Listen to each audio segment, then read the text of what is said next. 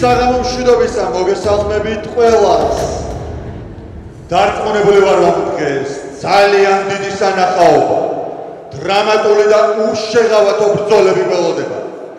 ჩვენ დღეს აქ შევიკრიბეთ იმისთვის, რომ ვუქომაგოთ ჩვენს მებრძოლებს, რომლებიც ოქტაგონზე გამოვიდნენ. მას ასე ვიწყებთ საერთაშორისო ტურნირს შერეულ საბრძოლო ხელოვნებებში. GFC 14.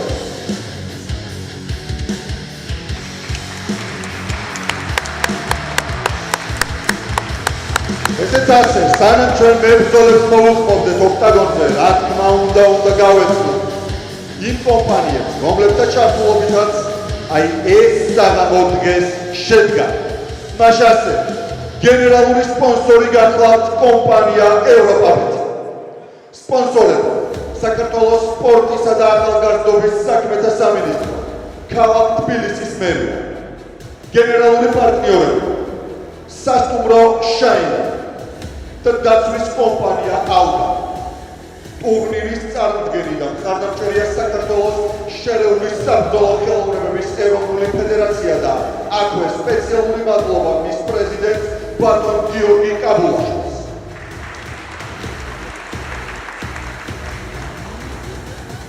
რა თქმა უნდა, ჩვენი დღევანდელი წლის შემაჯამებელი დასკვნითი ღონისძიება ვერ ჩაივლის სამართლიანი ბრძოლის წესების გარეშე.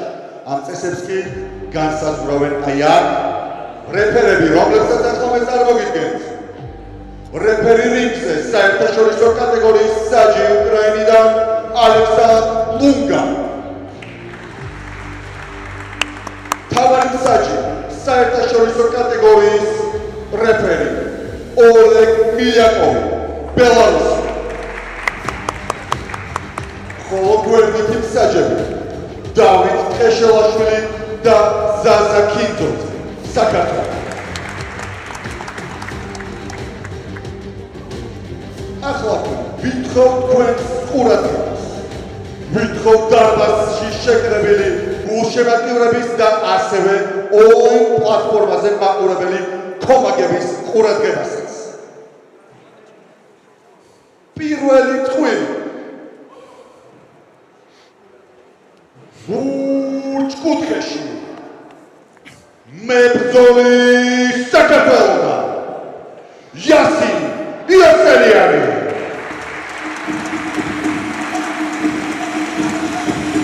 Welcome to the Georgian Fighting Championship 14.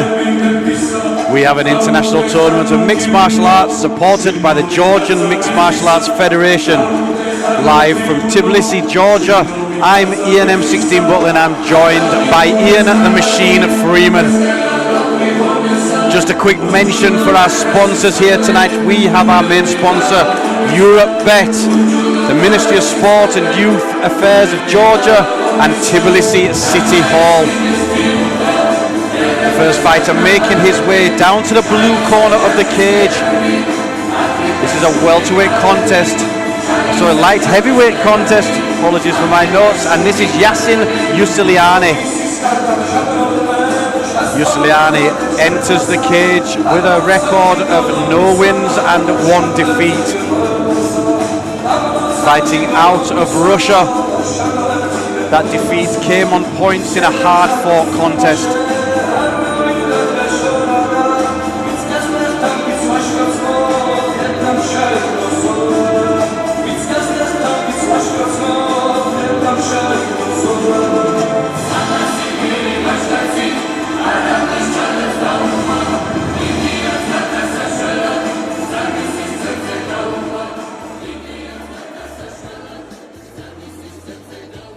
ხოლო მისი მეტოქე გახლავთ წითელ კუთხეში მებრძოლი საქართველოდან მამიკო ბეგოიანი.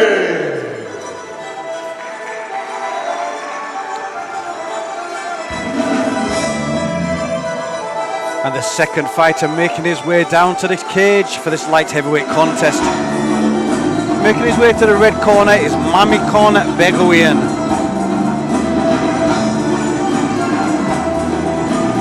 Begovian enters the cage with a record of 2 wins and no defeats. Making his debut back in November 2018. That was a win by triangle choke in the second round. A 3-year layoff then, and he was back in March 2021. Another victory, this time by a hard-fought TKO in round number 3. Begovian enters the cage, trying to keep hold of that unbeaten record against his countryman Yuseliani.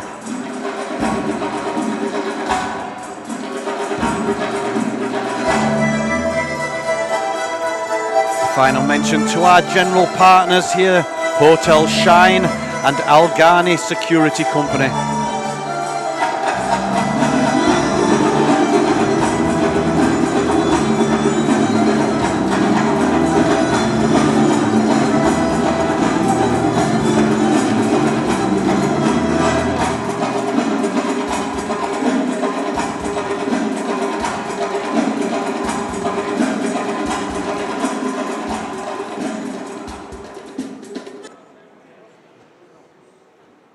რეფერი რინგზე გახლავთ ალექსანდრ ლუნგა უკრაინიდან და კიდევ ერთხელ ლურჯ კუთხეში 25 წლის წონა 93 კილოგრამი სიმაღლე 196 სანტიმეტრი ერთი გამარჯვება და ერთი მარცხი მებრძოლის საქართველოდან Yasin Yuseliani.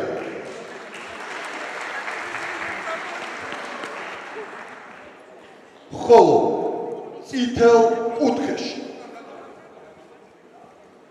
25 წლის წონა 93 კილოგრამი სიმაღლე 185 სანტიმეტრი ორი გამარჯვება და არც ერთი მარცხი მებრძოლის საქართველოდან Mamikon Begovian.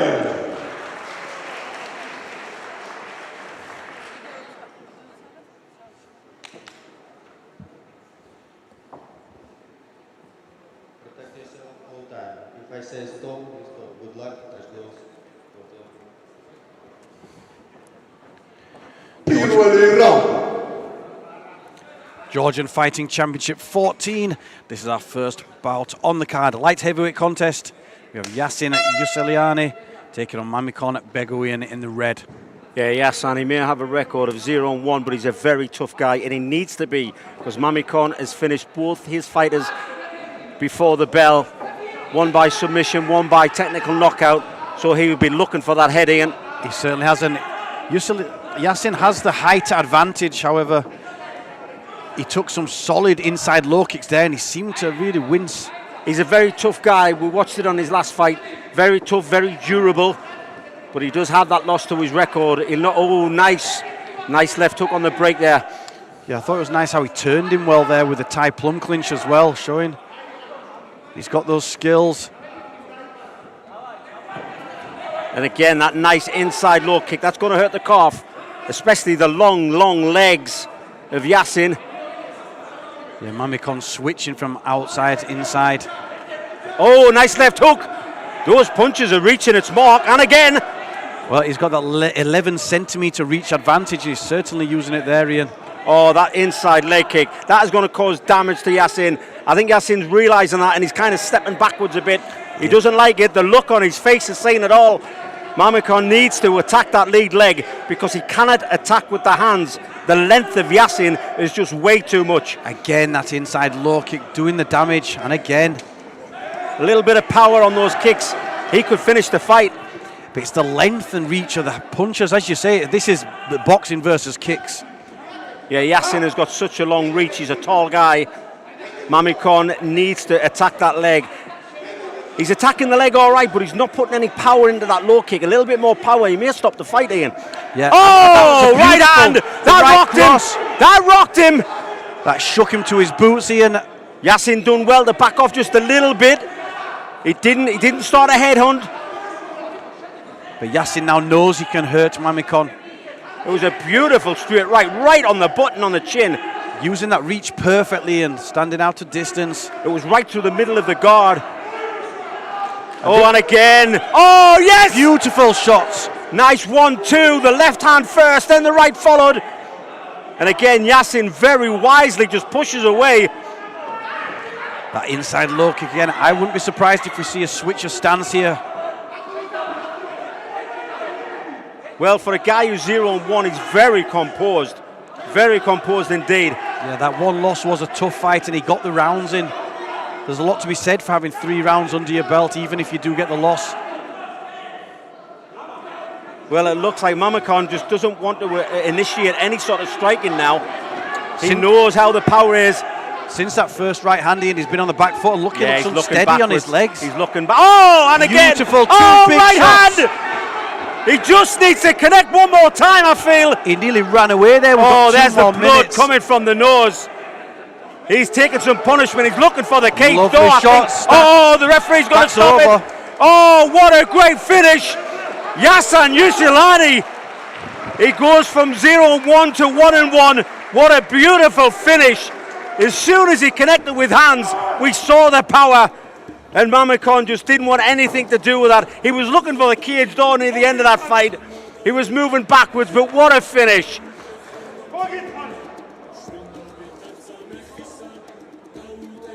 Well, that will have given him some confidence, Ian. Yeah, it certainly will. I mean, he came in here with that one loss. However, it was a tough, hard-fought fight, and I think it really showed having those rounds under the belt. He'd actually had more mat time coming into this fight than Mamikon. Well, there's the sportsmanship. Both guys from Georgia. And obviously Mamikon is very disappointed. Wow, what a finish. Yasin Yusilani. Great hands on that man. Great hands indeed.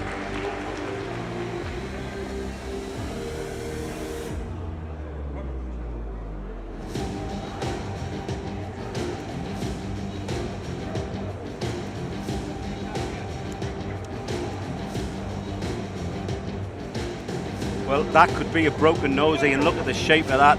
Oh, it certainly is. Oh, my word. That is definitely a broken nose. If I was a betting man, I would say that was broken. I don't think we need a doctor for that one.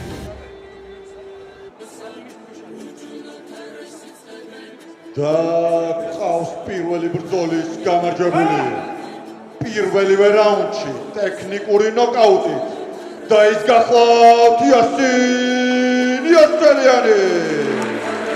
There you go, your winner by technical knockout, Yasin Yusilani. His record betters to 1 win and 1 defeat. And Mamikon Begovian. We see the replay here. Big, long reach. He used the reach so well, and that was right on the chin. The guard was nowhere to be seen from Begovian, who maybe has not took that pressure before. გენერალური სპონსორი კომპანია ევროპაბეტ. სპონსორები საქართველოს სპორტისა და ახალგაზრდობის საქმეთა სამინისტრო, ქალაქ თბილისის მერია. გენერალური პარტნიორები სასტუმრო შაინი და დაცვის კომპანია ალგანი. ტურნირის წარდგენი და მხარდაჭერია საქართველოს შერეული საბრძოლო ხელოვნებების ეროვნული ფედერაცია. ახლა კი დროა ოქტაგონზე მოვუხმო მეორე წვენს. ლურჯ კუთხეში მებრძოლი საქართველოდან შალვა მეტრეველი.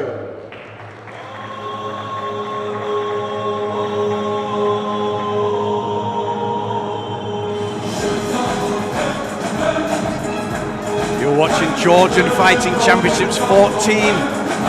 And next up, we have a light heavyweight contest. This is a rematch of 2 fighters. The first one making his way down to the blue corner is Shalva Metravelli. Metravelli, 36 years of age, with a record of 0-1. Now that fight was the last fight As I said, this is a rematch. In that fight, he broke his hand in round number 1 and had to be retired at the end of the first round.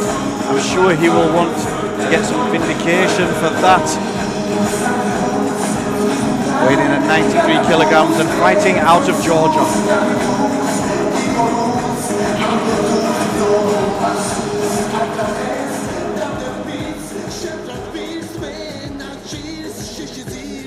Სოლოს იტელ კუთხეში მებრძოლი ასევე საქართველოსა მიხეილ საჟინიანი.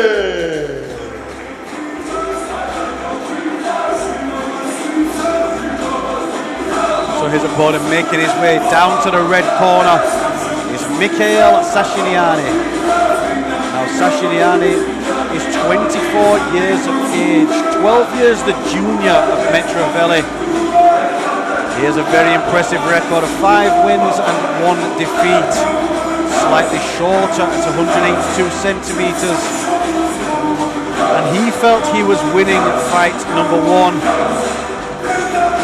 And he really will want to look to try to get a proper finish here. As I said, Mitrivelli retired after round 1 with a broken hand in the first contest.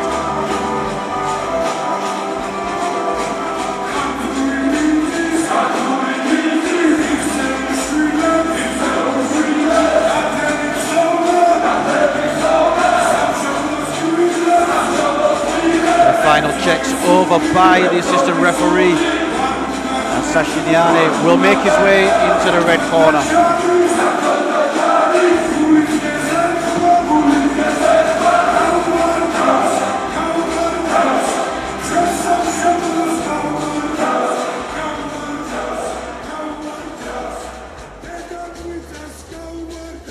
რეფერი რინგზე კვლავინდებურად იქნება ალექსანდრ ლუნგა, უკრაინა.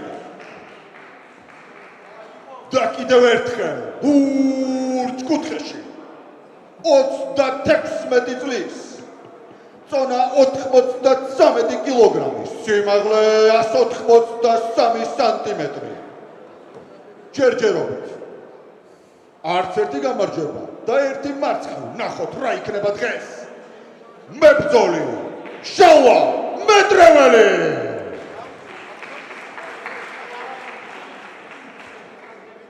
ხოლო წითელ კუთხეში 24 წლის, წონა 93 კილოგრამი, სიმაღლე 182 სანტიმეტრი, 5 გამარჯვება და 1 მარცხი. მებრძოლი საქართველოდან მიხეილ სტაჟინიანი.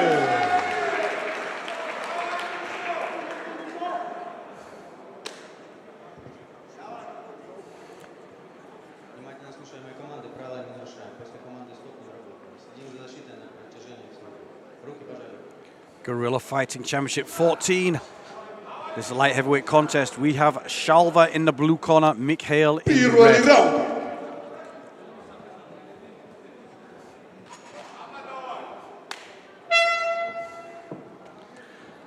Well, here we go, and I know Shalva wants to have this fight, but everything is against him. The age is against him, the record is against him.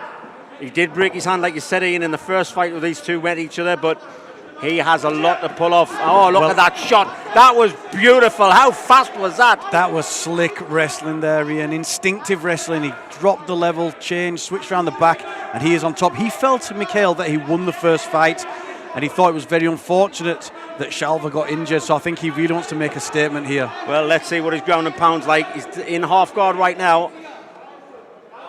Nice controlled movement as well. There's nothing rushed. A great Now he's position. going to push that leg down. Oh, he made him fall back for a leg lock. When you normally pin the leg up on your thigh. Oh, mounted. That was easily done as well. Mounted. And here you see Shalva is only holding on. Well, as soon as Mikhail gets rid of that head, he was grapevining. He's grapevining the legs of Shalva. Yeah, he's going to try and push on the back of the elbow, I feel. Get the head clear, and then he can ground and pound so heavy now. Nice tight mount position. There we go. There we go. This is the start of the end. Yeah, Oh, big elbows coming down. Well, Shalva is trying to strike from the bottom. That is not something you do when you're mounted. He's not trying to The only escape thing you here. should be thinking of right now is escape, not These attack. are big shots and the referee will be looking for no intelligent defence. He taps the ground. He taps again. He taps. He doesn't want the punishment. Broken hand or not, that's how you finish a fight. That is the vindication he needed. Well, Makai, he definitely got it that time without any arguments, and a superb backflip to finish it off with. Wow, great ground and pound. And when someone taps the punches, they must hurt. There's certainly some big shots going down there, but Shalva just didn't want to know. But I mean, how fast was that takedown? Super slick, straight underneath the punches. Takedown from half guard to mount, finished with ground and pound. დაუკვირვით მეორე ბრძოლის მეორე გამარჯვებულის ვინაობას. და ეს გახლავთ ტექნიკური ნოკაუტით მებრძოლი მიხეილ საჟენიანი. There you go, your winner and vindication with a technical knockout in round number 1, Mikhail Sashiniani. And he betters his record now to 6 wins and only 1 defeat. Really is a star to watch in the future.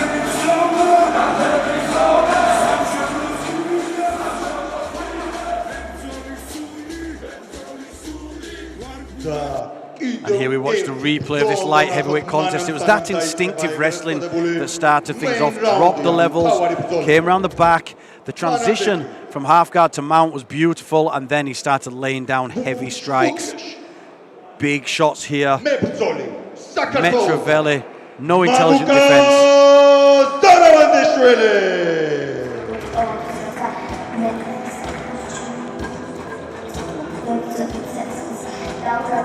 So here we go, rattling through these fights quickly. We have the announcement for bout number 3. Making his way down to the blue corner is Mamuka Zaravanishvili. Now, Zaravanishvili has a record of no wins and 1 defeat. He's actually a last-minute stand-in for his teammate who tested positive for COVID-19. There's been very strict testings, as you can imagine, around this event with fighters coming from different countries and staff. We've all had to go by the guidelines, and unfortunately we had to have a change of opponent, but fair play to the teammate here. Zaravanishvili jumps at the opportunity and he makes his way to the blue corner.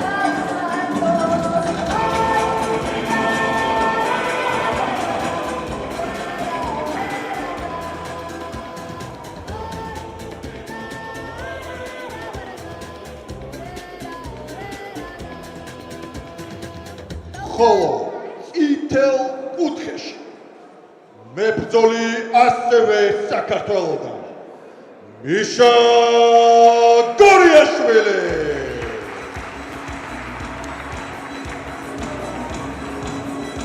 So his opponent making his way down to the red corner for this lightweight contest is Misha Goriashvili. Goriashvili has a record of 2 wins and 1 defeat. He's 30 years of age, weighed in on the championship limit at 70.3 kilograms. He made his debut back in August 2019, and that was a submission in round number 1.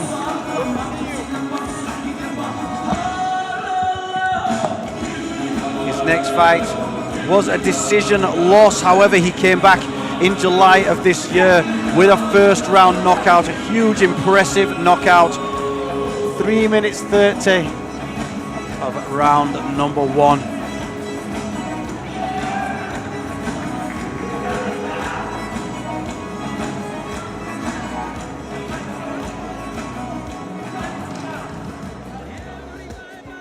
დღევანდელი მესამე ბრძოლის ოქტაგონის რეფერი გახლავთ ოლეგ მალაკოვი, უკრაინა. და კიდევ ერთხელ უფრო ცლად ლურჯ კუთხეში მდგომი სპორტსმენის შესახებ. ასაკი 28 წლის, წონა 70.3 კილოგრამი, სიმაღლე 173 სანტიმეტრი. ჯერჯერობით არც ერთი გამარჯვების და 1 მარცხის ავტორი მებრძოლი მამუკა ზარავანდიშვილი.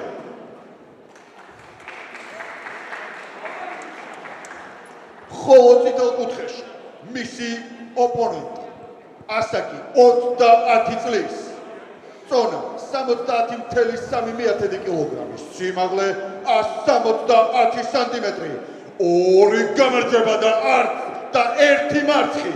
მებრძოლი საქართველოდან მიშა გორიაშვილი.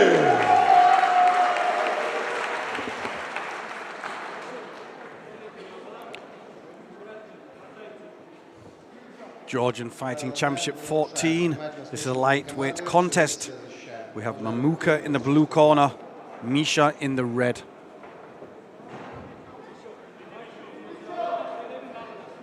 პირველი რაუნდი.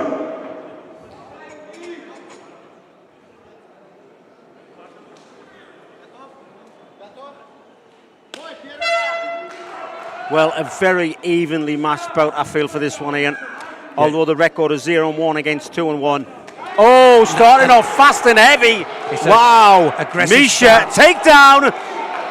Misha's got wins coming from TKO and submission, and both of them were fast starts. Ian, I think he wanted to put it on Mamuka very early on, and he's done that. Well, do you know what it is with these little, short, stocky wrestling guys? The ground and pound is normally ferocious because of the short movement that they have to create power with. It's really good ground and pound for somebody of this stature. We see Mamuka was just holding on there. Now he's trying to work this half guard and keep his head in tight, away from the strikes of Misha. Well, Mamuka's doing well with the underhook, but Misha has got a hold of the leg, which is very hard to get back to his feet. Now he's going to try and turn him over. Yep, good work. He could have done a crucifix position from there. It's like a rear crucifix. You sit forward. It's a horrible for the neck guillotine crank. now. Yeah, he's going for the guillotine. And that looks tight as well. He needs to push him against the cage. He needs to push him against the cage. He's done the worst thing by going out into the open. Now it's better. There we go, in the guard. If he'd have pushed his hips, He's locked it up, and he that's a taps tap. immediately. Wow, what a quick finish. Misha finishes the fight with a quick guillotine. Short, stocky, strong, and the power around your neck is going to make you tap. Awesome finish. Yeah, that was a tight guillotine. As soon as he's turned over to his knees, he saw the guillotine, locked the guillotine choke up. He actually tried to finish it standing, but once he dropped back.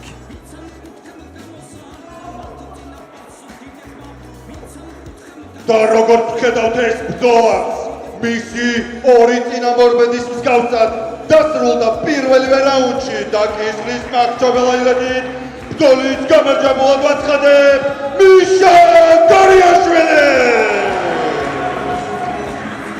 There you go, your winner by guillotine choke submission in round number 1, Misha Goriashvili.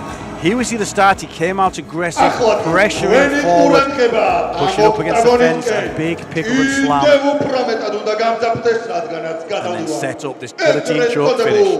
Main round-ზე, ანუ წინ გველოდება თავარი ბრძოლები და ოქტაგონზე მინდა მოვიწვიო აღიარებული საერთაშორისო დონეზე ყველასთვის კარგად ცნობილი მსოფლიოში აღიარებული ინგლისელი წამყვანი Jan Primani.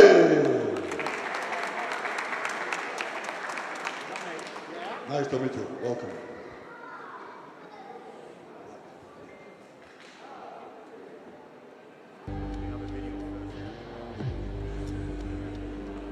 რვათვიანი პაუზის შემდეგ მშობლიურ ოქტაგონს უბრუნდება ასლან გორგიშვილი. 4 წელი ვარჯიშობ თავისუფალ ჯგალობაში. მე იქიდან გადავედი კიკბოქსზე და მე კიკბოქსთან გადავედი ინგლისში. ყველა ტურნირი ჩაატარა GC, ძალიან ყველა არის ამანაირებული იყო, კაიჩიკონი, ისლამური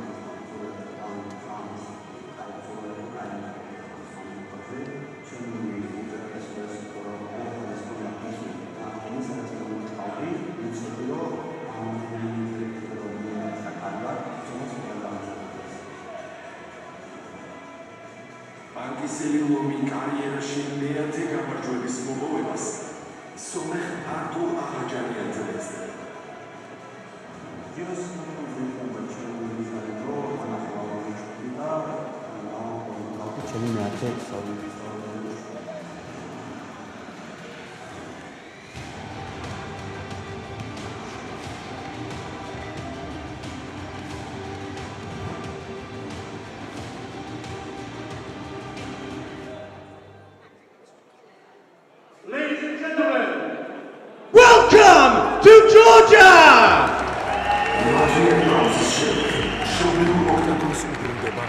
Aslan Gorgishvili. Ladies and gentlemen, this is an international tournament of mixed martial arts, GFC 14. Our main sponsor is Eurobet. Our sponsors are Ministry of Sport and Youth Affairs of Georgia, Tbilisi City Hall. Our general sponsors are Hotel Shine, Security Company, Algani. And our tournament is presented and supported by the Georgian Mixed Martial Arts Federation.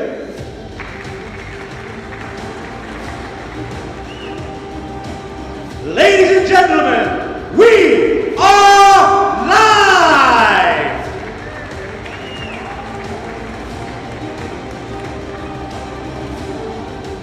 Our next bout is a welterweight bout consisting of 3 5-minute rounds. So please welcome your first fighter to the blue corner, Arthur Aganyan!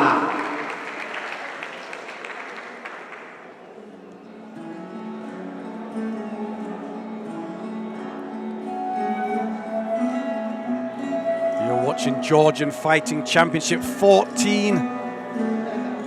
Next up, we have a professional welterweight contest, and the first fighter making his way down to the blue corner, fighting out of Armenia, is Artur Aganyan. Aganyan has a record of 3 wins and 1 defeat. All 3 of his wins so far coming by submission. Made his debut back in August 2017. Finished that fight with an armbar. His next 2 wins, both by rear naked choke. Aganyan has 1 loss on his record, however that was a points defeat. Never stopped, never submitted as a professional. He will make his way to the blue corner of the cage.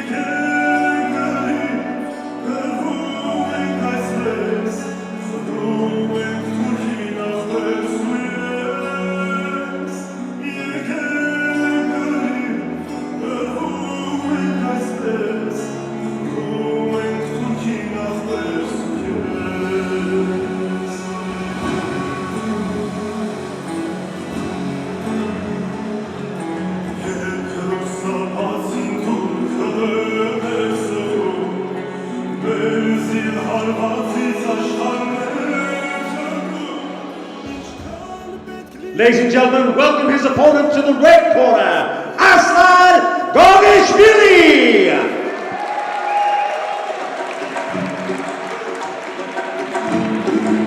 So his opponent making his way down to the red corner is a local favourite here. Aslan Gorgishvili has a record of 9 wins and 2 defeats. Made his debut back in June 2014. His record is a very impressive one with 6 knockouts, 3 decision wins. Again, he has only ever lost by decision. That last decision loss was a split decision back in March in a very close fight, which many argued Gorgishvili had won. He came back from that split decision with his last fight, which was in July of this year, a 45-second knockout. So you can expect fireworks, expect him to come out fast here.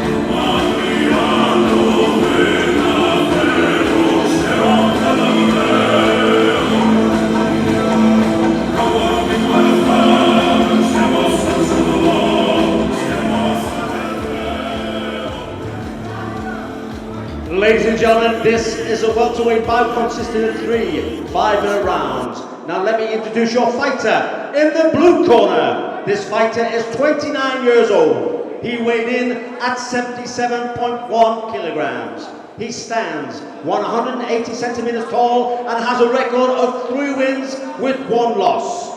Representing Armenia, Artur Aganyan! And now now welcoming his opponent in the red corner. This fighter is 30 years old. He weighed in at 77.1 kilograms. He stands 178 centimeters tall and has a record of 9 wins with 2 losses. Representing Georgia, please welcome Aslan Gorgishvili! And the referee for this bout, Alex Milyakov. Okay guys, you know the rules, protect yourself all the time, listen to my command. Shake grass. Georgian Fighting Championship 14. We have Artur in the blue, Aslan in the red. Aslan, as I said, starts fast. He's aggressive, experienced, but Artur has never been stopped. Can Aslan be the first to do that? However, it's Artur that strikes first. Body kick. He's using his extra reach there to start the fight. Yeah, he's the taller of the two, Ian. Nice inside kick, spinning kick as well. Really mixing up the strikes here. Oh, loaded up on that punch to Aslan. And got himself clinched.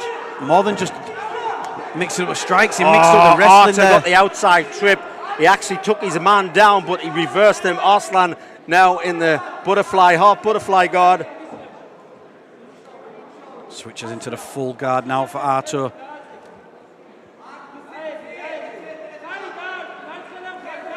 Aslan on top, however, his head's being controlled, not working to strikes.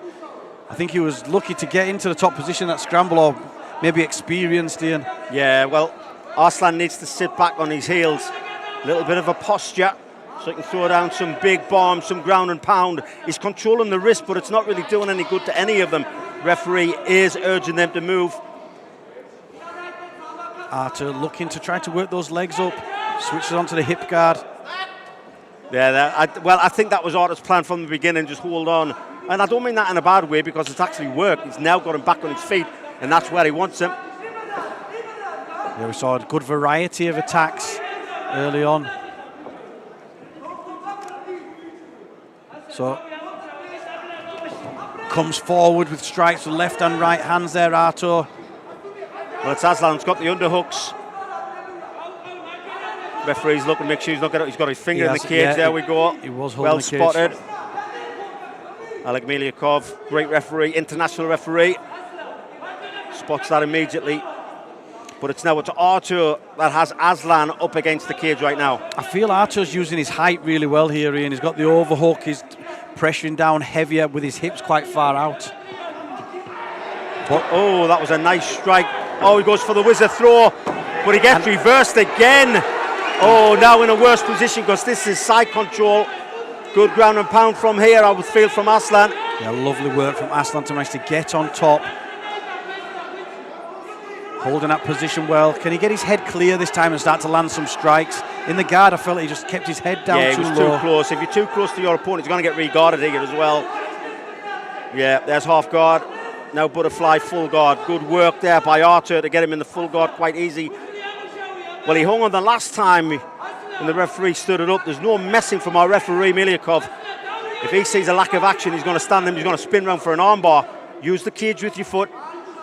You can't put your toes in the cage, but use the cage if you want. Foot flat on the cage, spin around, there's an armbar for you. Well, let's see if Aslan starts to actually pressure him against the fence. He had his head near it and then he managed to turn his head away.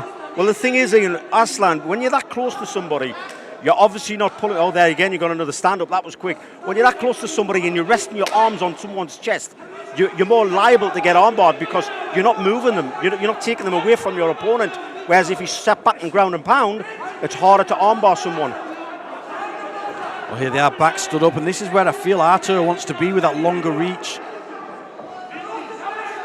However, Aslan has got fast finishes from knockout, however. Well, I tell you why, Ian, because he's got that little power shot. He does a little looping overhand right, and he runs in when he does it. So he's using all his body weight to throw that big right hand punch. But he's got a full body lock now on Artur. Tries to go for the inside trip and fails it. Yeah, again, looking for this top position. I feel he needs to get the top position, get the takedown, get top position, but actually work from there. He needs to do something with that position. Again, holding onto the fence there. just allowing him to rest, and I think the referee needs to really get on top of that. He has tapped his hands again. But if this is done repeatedly, he needs to be warned. He will. He'll get warned. If he doesn't get warned, he'll get a point deducted. And again, the fingers are in. I know it's hard. It's very hard. Back in the old days, as I call it, the old days, back in my day, you could grab a hold of the cage as much as you wanted. Obviously, through time, rules changed. And again, every scramble, he ends up on top here. He's got a good wrestling base with Aslan. Just needs to work on that ground and pound a little bit.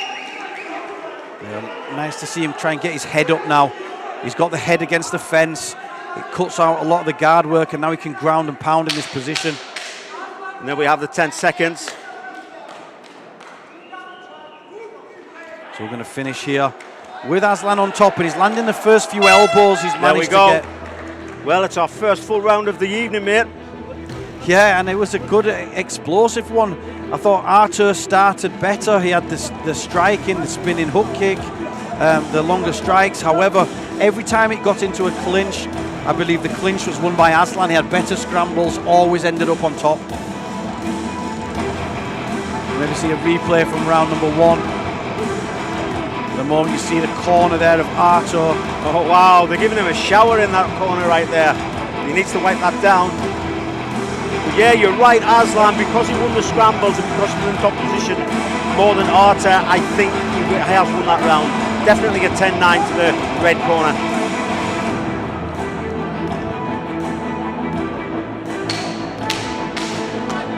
Well, here we go with a replay.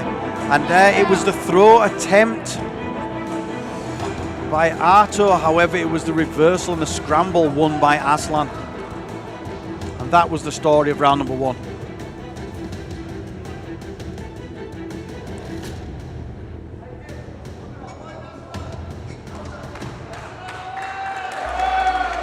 Seconds out, the referee drying off.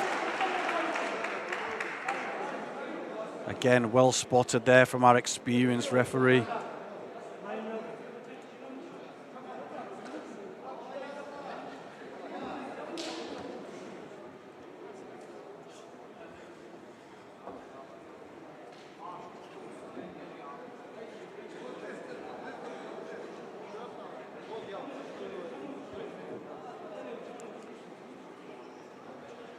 It's important for the referee to keep the cage floor dry. Excessive water can lead to a slip. Want to keep things fair, so. Round 2. Here we go, Georgian Fighting Championship 14, round number 2. This welterweight contest. We have Artur in the blue corner, Aslan in the red. And for us on our cards, at least our unofficial card, Aslan is ahead by 1 round. Well, both these guys are actually dripping wet. I know you can't really see it very well on the camera, but when you're sitting here live, both their shorts are absolutely drenched. Oh, but a nice body kick there by Aslan. I feel Aslan started the striking better this second round, landing that heavy low kick on the outside of the leg. You can see the damage actually to the calf already of Artur, and he's taken down to the top position again for Aslan. Yeah, nice easy takedown. He's strong, he's powerful. He's got the better wrestling of the two. Yeah, well, so far every time it's ended up in a clinch, he's ended up on top. I would definitely be thinking of working the armbar. That's if he can do them, that is. That's for Artur, because the elbows are nicely placed on the chest. Yeah, well, he's trying to overhook. He's gripping the arms. He just doesn't seem to be turning the angle and turning his hips out. He's just trying to hold Aslan close to him. But that tells me that he doesn't know many submissions from the guard, because if he did know submissions or even escapes, you know, you wouldn't be holding on like this. Nice elbow. But if he keeps on doing this thing and he's going to lose the fight, he's got to do more than just hold on. He may be getting stood up, but then he's getting taken down and controlled again. Well, I think the difference in the first round was Artur got the better of the striking, but at the start of round number 2, Aslan's got the better of the striking and got top position. So this is going to be a round in the bag for him if it carries on like this. Well, the ground and pound's a little bit more better here in round 2. He is actually pulling the arms off the chest. Yeah, but he's still head to head. He needs to sit back a little bit. He's with those short elbows and the little hooks. But just be nice to see him, as you say, posture up and get some real power into the ground and pound shots. Again, we see Artur overhooking the arms in a position where he could turn for an armbar. But is it a case of he doesn't want to risk it? He's too worried. No, I actually think he's maybe more of a wrestler than he is a jiu-jitsu guy, you know, and a wrestler on his back. And I don't mean this to be derogative at any point at all, but he is just going to hold on. He's not going to try for submissions. But lack of action. Again, he had real good head control, and you say it sort of cuts out the ground and pound work, but he's not doing anything with it at all. They stood back up. Yeah, Artur's got to attack now. I think he's losing this round also, Ian. Yeah, he stepped forward there with a big, powerful jab. Oh, nice body. Again, it's Aslan that's landing the short hooks now. Oh, he's swinging and miss.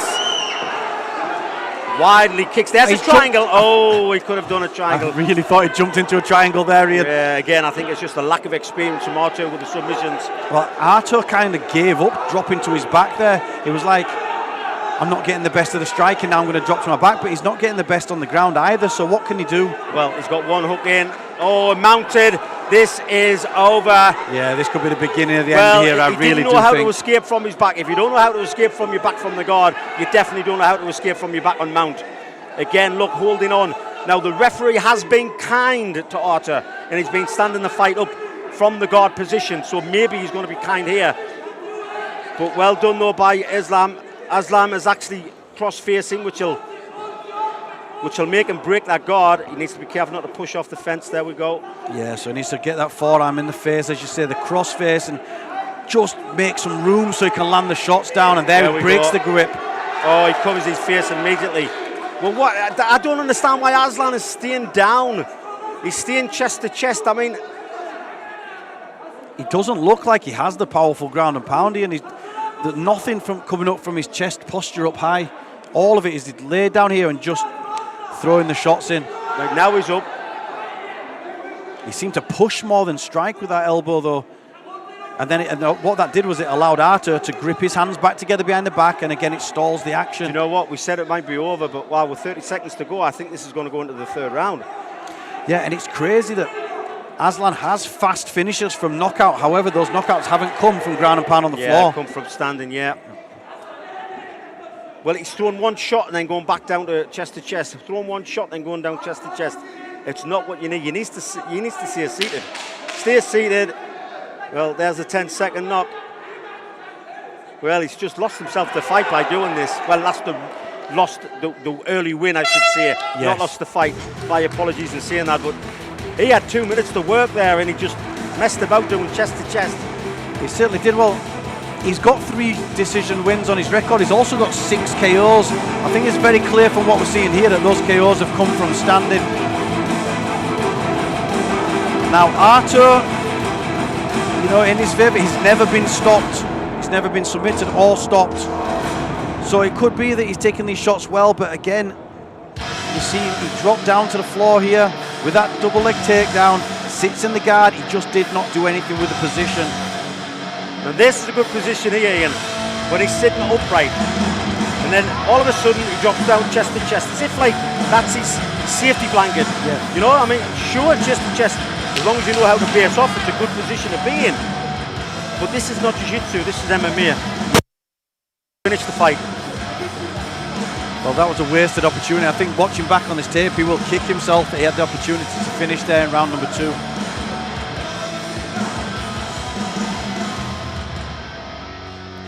Well, here we go. Georgian Fighting Championship 14. This is round number 3. Third and final round. A welterweight contest. We have Artur in the blue corner, Aslan in the red.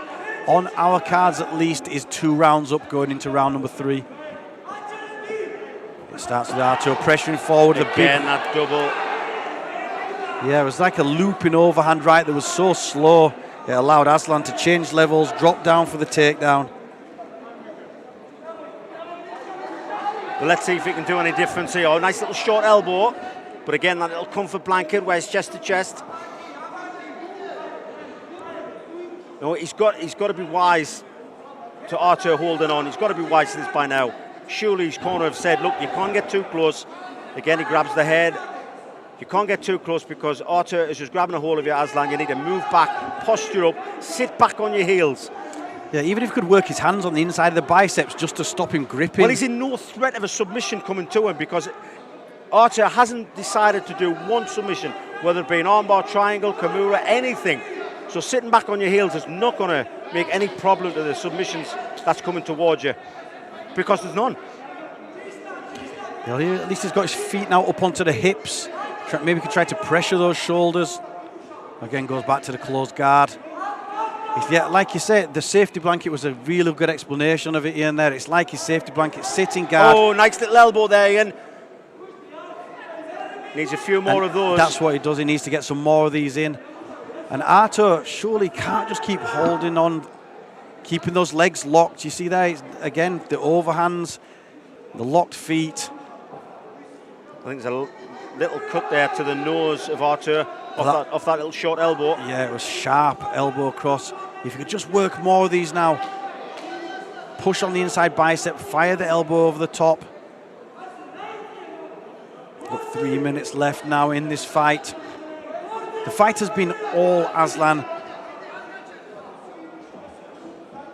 The man known as Lion. If the fight carries on the way it's going in, this will be his 10th victory.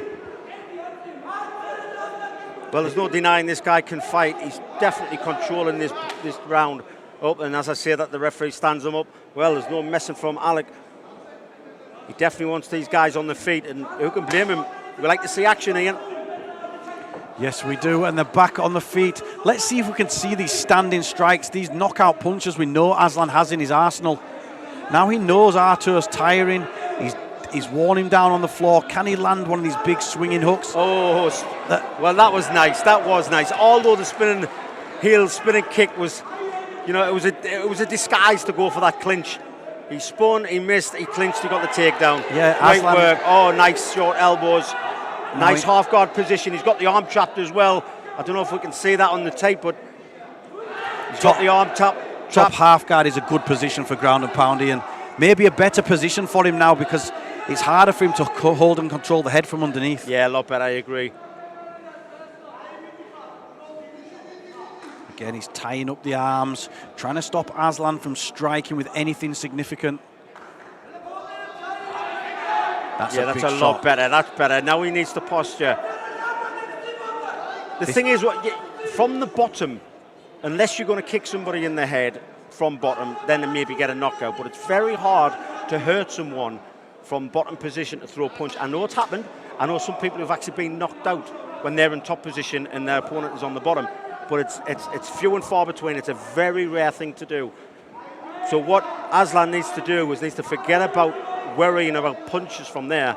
To sit back and posture, get the side control. He's got dominant position. He can control with his good wrestling. Posture up, cause more damage with them punches. Yeah, well, here he goes. This is very similar to what we saw in round number 1 and number 2. Aslan now, he's trying to make space, he's trying to push back. Even if he draws that hand back under his leg and drops down to trap the hand, it's just going to give him more room to strike. Yeah, Arthur's just using energy up by trying to hold him. He's trying to hold him. You can't see any escape whatsoever. You can't see any submission attempts whatsoever. It's a long, long 5 minutes when you're underneath somebody just taking punches and you can't move.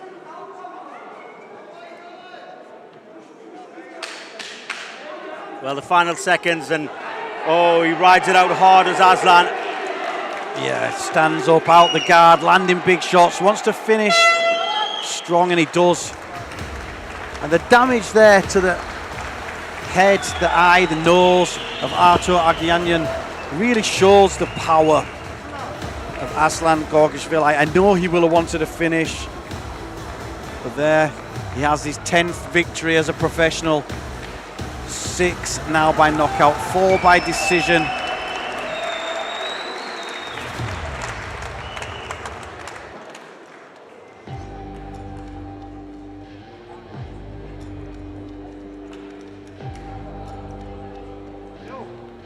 as we wait for the three judges at cage side for the first time to give their cards to my partner and the MC, Ian the Machine Freeman, to announce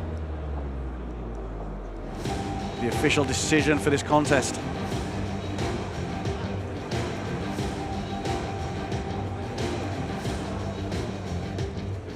Ladies and gentlemen, after 3 rounds of action, we go to your judges' scorecard. All 3 judges have this bout 30-27. By the way of your winner, by unanimous decision, Aslan Gorgishvili! So I don't think that was in doubt at all. A fantastic win, the official decision, Aslan Lion Gorgishvili. And as we watch the replay, this was really the story of the fight. Ground and pound from top position, inside guard, half guard, mount and side control. He worked the ground and pound positions for all these.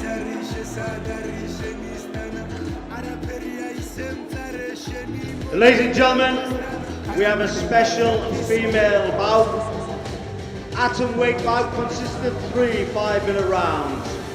So ladies and gentlemen, please welcome your first fighter to the blue corner, Saha Dindaus!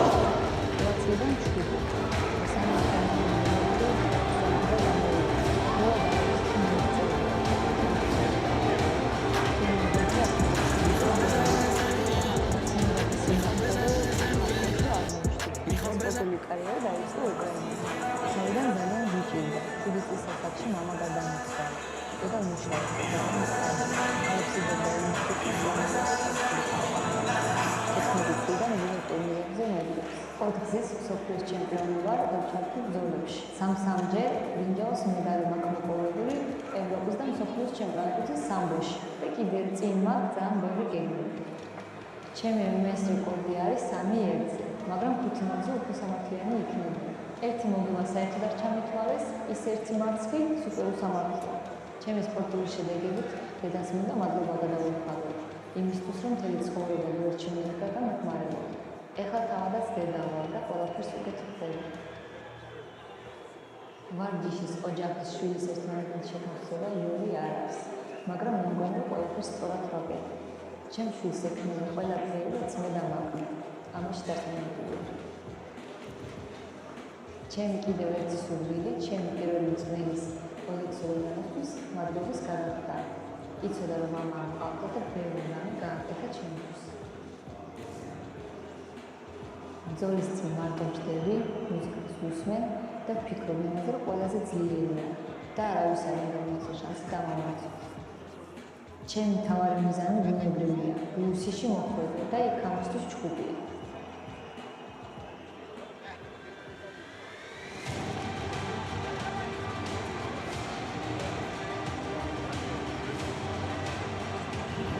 Ladies and gentlemen, please welcome Saha Dindaus!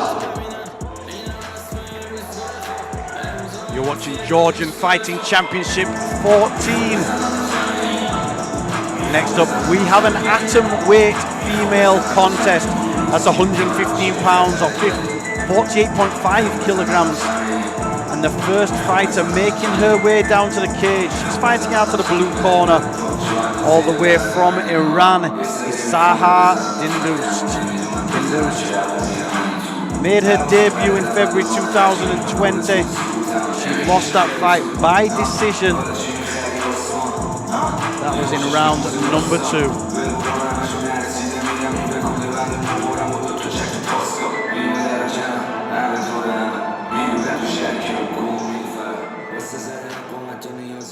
And now welcome her opponent to the red corner, Sofia Bagishvili!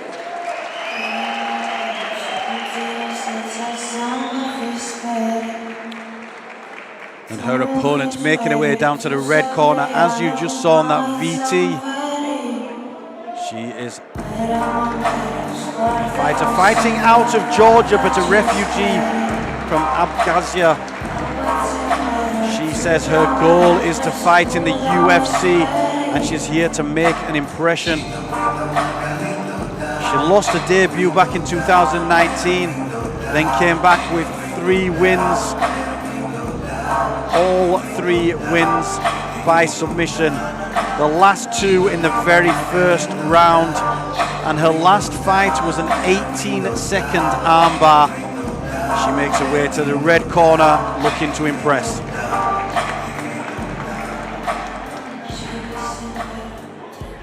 Ladies and gentlemen, this is a female atomweight bout consisting of 3 5-minute rounds.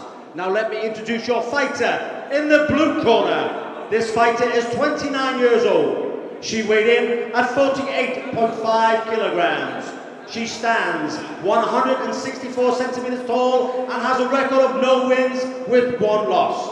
Representing Iran, please welcome Zaha Bindoz. And now welcome her opponent in the red corner. This fighter is 22 years old. She weighed in at 48.5 kilograms. She stands 160 centimeters tall and has a record of 3 wins with 1 loss. Representing Georgia, please welcome Sofia Bagishvili. And the referee for this bout, Alexander Logan.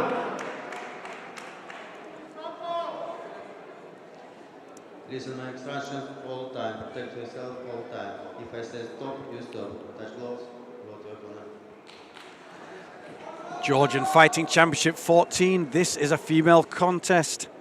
We have Zaha in the blue corner, Sofia in the red. Do not blink, because Sofia is a submission machine. Her last armbar win was 18 seconds into the fight. Yeah, she has got medals galore. Oh, nice body shot as well. She can strike. Oh, there's an inside trip. It's risky going around the head to go for this throw, but she's so good, Ian. Yeah, she's so good. She's going to trap the arm now. There's going to be a Kimura armbar from there. She tapped. Wow! Was that faster than the last one, Ian? How another quick submission. was that? A Kimura with her legs. Yeah. That was super fast. Unbelievable work. This girl is going to go far. Oh, she's hurting her knee climbing up the cage. I hope she's all right. No, it's her ankle, I think. But wow, how fast was that?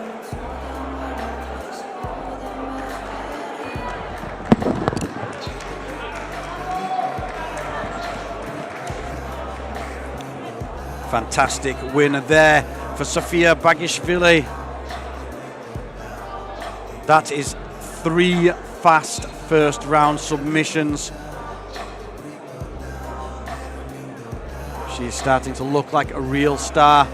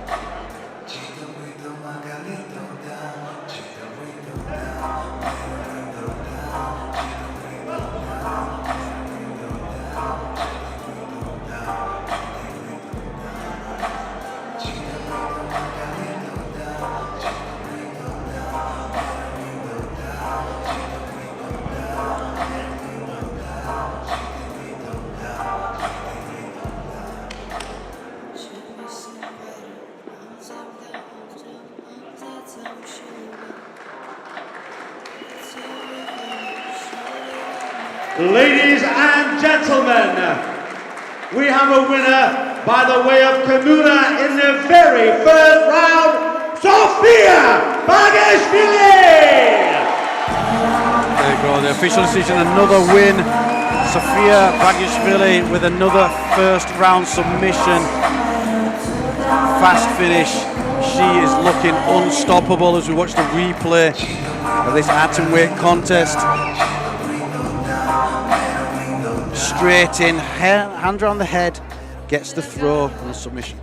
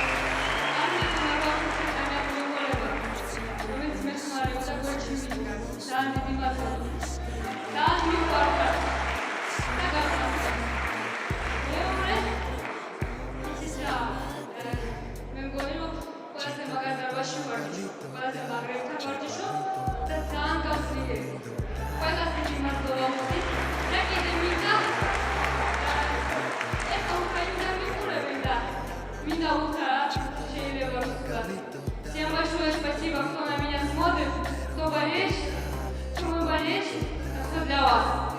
Мазлова! Sofia Bagashvili!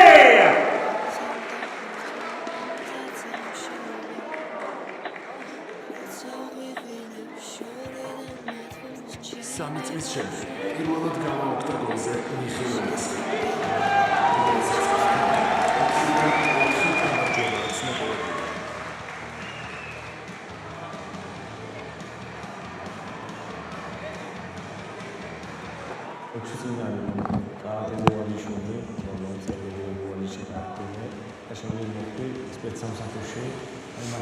მაშინ წამოვიდა სპორტის სკოლაში, სპორტში.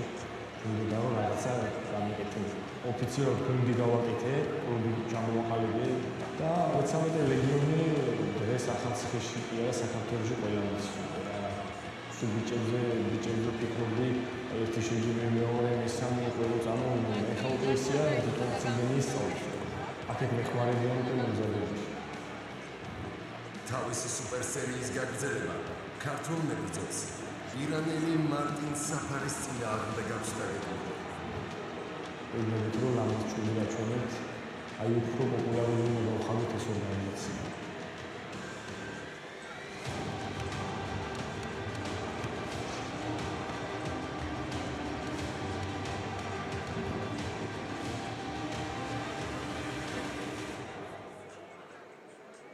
Ladies and gentlemen, this is an international tournament of mixed martial arts. This is GFC 14. Our sponsors are Eurobet, Ministry of Sport and Youth Affairs of Georgia, Tbilisi City Hall. Our general partners are Hotel Shine and security company Al Ghani. This tournament is presented and supported by the Georgian Mixed Martial Arts National Federation. Ladies and gentlemen, are you ready? So please welcome your first fighter in the blue corner, Martin Sefari.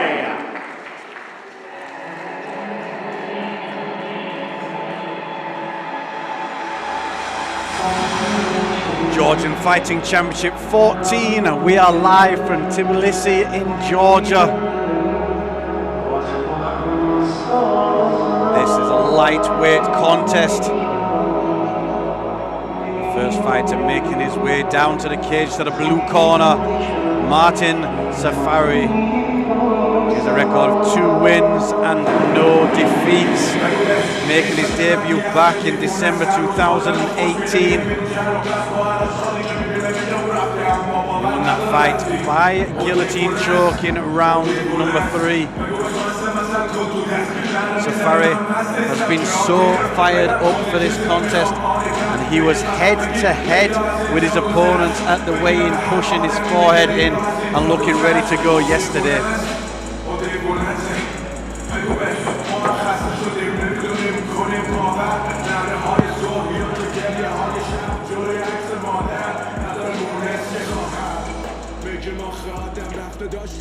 Now welcome his opponents to the red corner, Mikhail Meshki!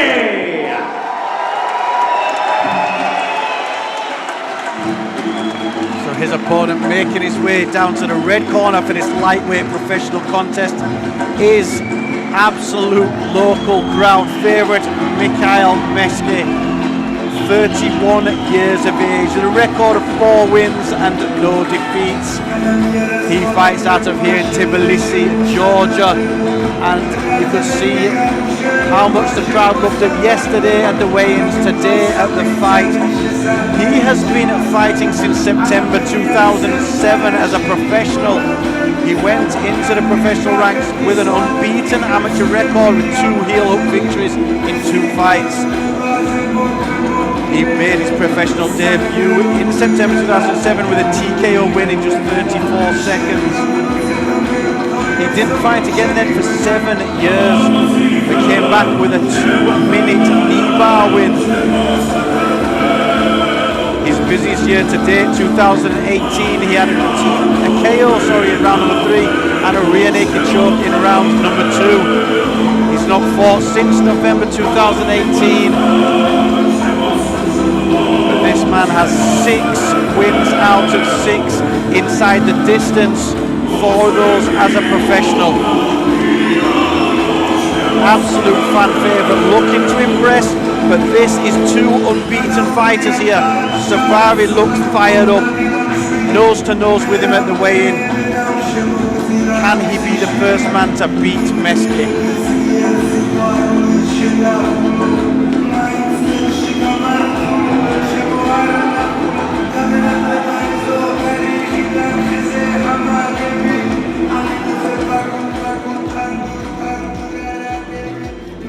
Ladies and gentlemen, this is a GFC lightweight bout consisting of 3 5-minute rounds.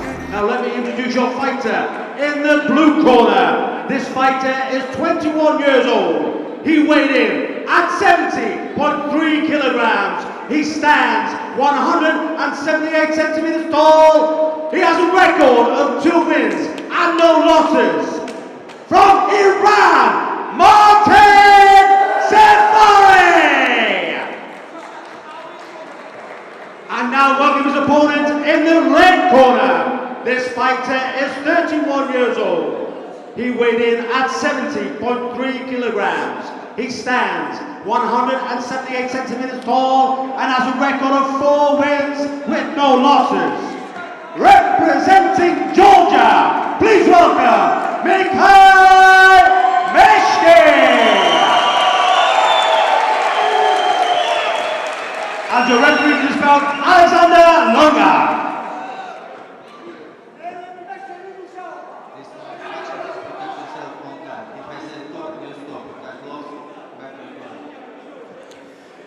GFC 14, this is a lightweight contest. We have Martin in the blue corner, we have Mikhail in the red. Both these fighters unbeaten, both raring to go. They've been nose to nose. Oh, what a takedown! Straight wow, in with a double fired leg up in. and ready to go. That was fast. I think we knew this was going to start fast, Ian, and I expect it to be fireworks from the start. Well, let's see what he can do from here. He's managed to get him down. He's now in half guard. Starting off for the ground and pound. He's pulled him back so his shoulders are on the canvas. Yeah, good start here from the man from Iran. 2 fights, 2 wins. Well, you know what the Iranian background is for wrestling. I mean, their wrestling is superior. They're some of the best wrestlers in the world. Well, it looked like he started that shoot from the changing rooms, Ian, straight in. He changed levels before we'd even seen what was starting. Super fast, but whoa. Mikhail was moving for a leg lock and he swings into it. He's got it. He's got it. He's got to turn fast. Manages to get out and jump free. But oh, beautiful wrestling himself from Mikhail. Elbow, hand, hip from Martin trying to get back to his feet. Oh, what a super fast pace. Mikhail trying to keep his bum and his hips on the ground, but he's finding it really hard. I was just going to say before that started that he has a win by knee bar on his record, and he slipped in from under there, went for the leg lock.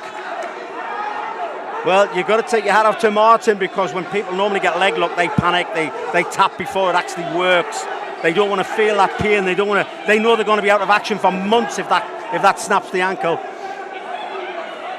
Yeah, well, But what a great reversal. Mikhail now in top position. I think sometimes it can be one of the best ways to sweep is to go for that leg lock, and that's what he did. Oh, good ground and pound as well. This is how you posture. We were talking about posture earlier. That's how you do it. Martin trying to attack from the bottom position. Elbows and punches raining down there.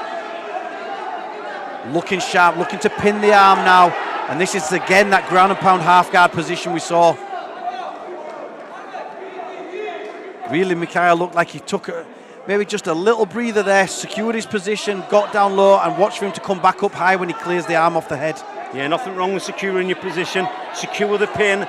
Make sure you have your opponent under control before you posture up and strike. Especially with a man like Martin, who we can see knows how to get his hips to the fence. You can see them edging out now to the side. Yeah, you can see it. Oh, nice elbow. That was a strong shot. Good shots these. Fast ground and pound now. Oh, he needs to be careful. He's gave his back up. Tries to roll. Wasn't successful. Again, I like the way Mikhail takes his time with the patience to secure the position here. And he had the neck. He was looking to secure the position before he really committed to the choke. Oh, he's going to sit down on mount. Oh, he missed it. I thought he was going to sit down on mount.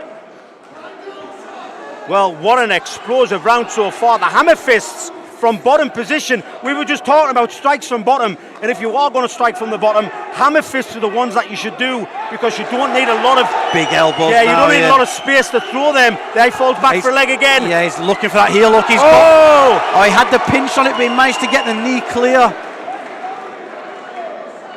Well, Martin done the right thing by trying to explore and pull out, but well, still on his back. Lovely attacking work here. Such a variety of attacks coming already from Mikhail. Hammer fists of his own. Yeah, now. one for one for a second there, and again he goes for the leg. He misses it this time. He's looking for that heel hook so much, and now again. He's taking punishment. What does this remind you of? Yeah, this was like your fight with Frank Mirian.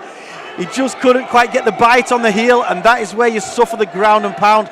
We were talking about this the other day, that inside heel hook just leaves you slightly open to ground and pound, in which you know yourself. Yeah, well, inside heel hook, you can actually lean forward on top of your opponent more than you can on a straight, normal heel hook. But the leg is still caught. He can't get it free. He needs to be careful, because you can still twist the knee from here. Yeah, he can put a lot of pressure down onto that leg. He can also use it if he can get the underhook. With his left arm, he can hip out to the side and take the back. Nice shoulder strike, that was legal. Perfect shoulder strike there. Well, Mikhail has his legs figure forward, so that means that Martin can't get his leg out. Now he does. He's passed. Oh, crucifix position. He's got 20 seconds to work it. Yeah, looking for that top crucifix now around the back. Can he get the hooks into secure position? I don't think there's enough time in this round now, but this is a good end to the round. Strong, yeah, he's going to finish very strong. We knew this fight was going to be explosive, Ian, but that lived up to all expectations for round number one. What an awesome fight, and I tell you what, Mikhail just fell to his corner. His back hit the fence and he slid down the cage wall. Listen, there's a lot to be said for the fact he's got 6 wins, all inside the distance, 2 amateur and 4 professional. However, he's never gone the distance. Has he been in a fight like this, Ian? Is he prepared for a fight like this? You hit the nail on the head. Has he been in a fight like this? Because this is what it is. This is a fight. Normally those heel hooks would make many people tap, but not this man. Martin has just managed to pull through every single submission. He's took some big shots here and he's escaped some tight submissions. He's lost the first round, don't get me wrong. He has lost the first round because it's been attempted submission 3-4 times. He's took punishment with ground and pound. He's been on his back the majority of this round. But has he worn out Mikhail? That's what we need to find out. And I think from the video there we've all seen, I think the corner of Martin was much more relaxed than the corner of Mikhail. Did he expect this? Looking forward to this second round. Certainly, I'm looking forward to this. We expected this to be fight of the night, and first round, I think it already is. This is GFC 14, round number 2. We have Martin in the blue corner from Iran, and Mikhail from here in Georgia. Well, will Martin shoot? I don't think he'll shoot immediately. He'll probably throw some shots to make him think, are you going to shoot, are you going to punch? Let me see. he showed his intentions at the start of round number 1. Yeah, like you said, Ian, he shot from the changing room, but it worked. Let's see what he's got now. He's backing his man up against the cage. Mikhail looks tired here, Ian. Doesn't he just, my friend? Doesn't he just? I think there's one thing to Oh, right hand! Big shots now. That will be a confidence booster there. They're sharp punches. Down the middle, switching stance now is Mikhail. Goes to southpaw. He might want to shoot himself if he switched. Yeah, some wrestlers shoot off that right leg forward, don't they, Ian? But these are nice punches. There's not much defence coming there. Mikhail looks exhausted here. And this is Martin's his opportunity now to pressure forward. He's waiting for that one-punch knockout. There we go. Big punches now. He doesn't want to risk anything by going in with a flurry of punches in case he gets taken down. Again, he's feinting, he's looking, but he's not looking for the head kick. He's looking for a flamboyant finish, I think. Mikhail's done the right thing by coming off the cage. At least now he can shoot a little bit better himself. Tries to go for the clinch. This is what he needs to do. He's got to grit so his right teeth. He's tired. Mikhail is tired. No defence whatsoever. I think if Martin just goes for a flurry of punches, he may stop this fight. Oh, nice. I agree. Nice right hand. I think he needs to pressure forward. He should be seeing here, you know, like a shark that smells blood. I believe Mikhail's ready to go if Martin steps things up. Martin may be tired himself, though. Let's not forget, he may have been on the bottom and just resting on his back, but he took some punishment as well. Yeah, I think he's definitely got the best poker face out of the two fighters. Mikhail is not hiding the tiredness. Nice liver kick. And you've got to think here again, looking at Mikhail's record, the fact that his first fight was in 2007, then 2014. That was close. Quite a lot of breaks between fights, seeing 4 fights in 8-9 years.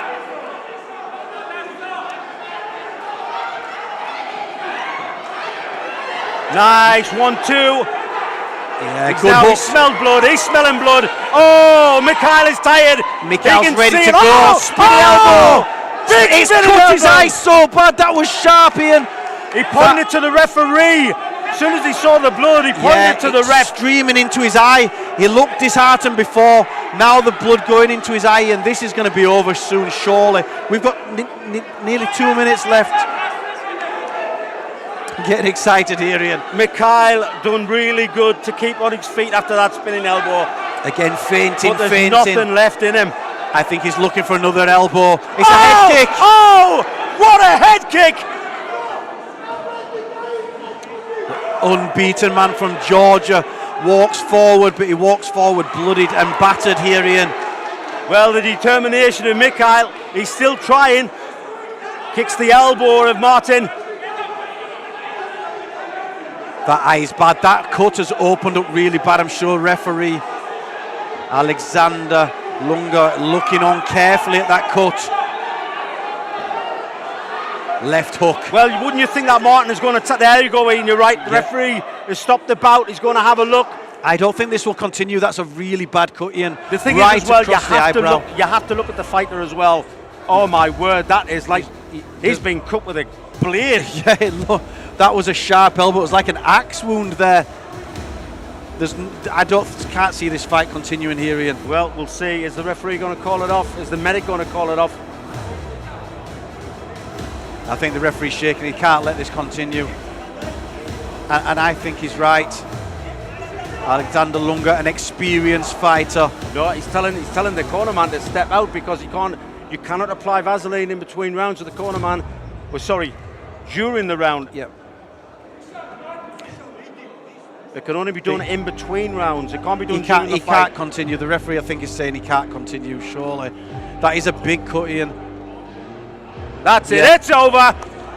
Yeah, it's over. It is a massive cut. I'm sure when he looks back at that, he's going to see how bad that is. And it's, to be honest, you can't let a fight continue like that. That is really bad. Yeah, that's good refereeing. It's a very good decision.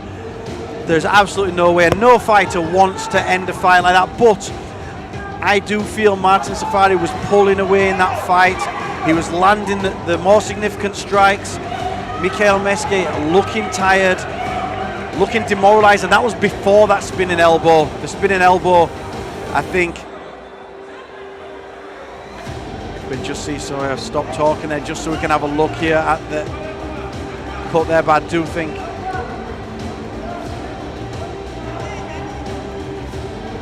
that was a good stoppage there from the referee.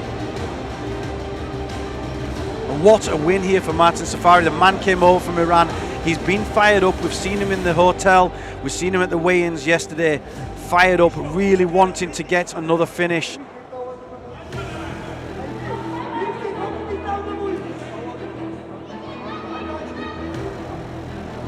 Huge disappointment here for the local fan favourite, but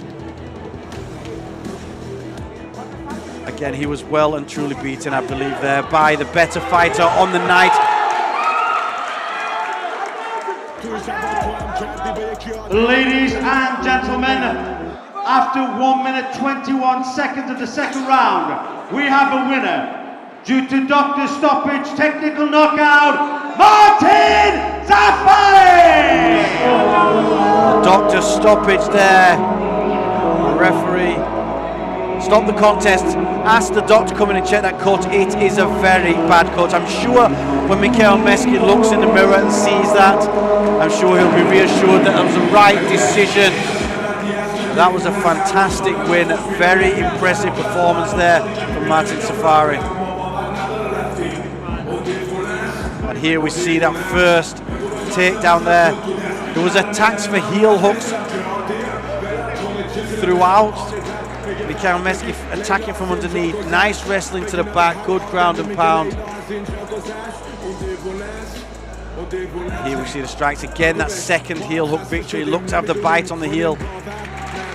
Safari with the flying knees. Let's see if we'll see that spinning elbow. There we go, right on the eyebrow.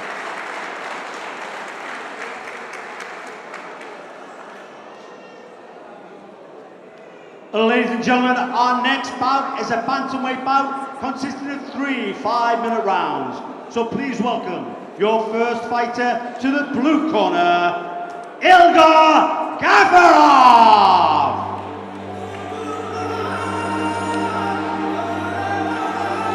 You're watching Georgian Fighting Championship 14. Next up, we have a professional bantamweight contest. This is the co-main event of the evening.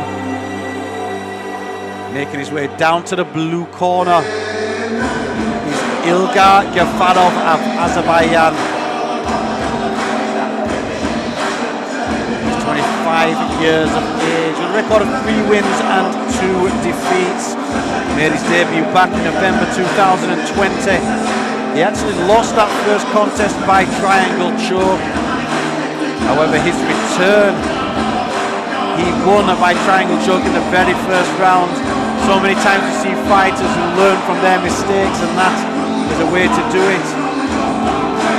He was back again a month later with another win, this time by TKO in round number 2. And then we saw the fight with Becca Gogoladze. GFC 13 back in July on our last show. We had this very same fight. It was a close fought fight, and Gafarov came up short on the judges' scorecards.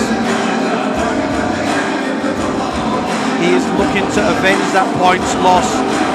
Coming here tonight to not leave things in the judges' hands. I think Gafarov has left his gum shield in the changing room. The assistant referee is waiting for the gum shield. Here it is.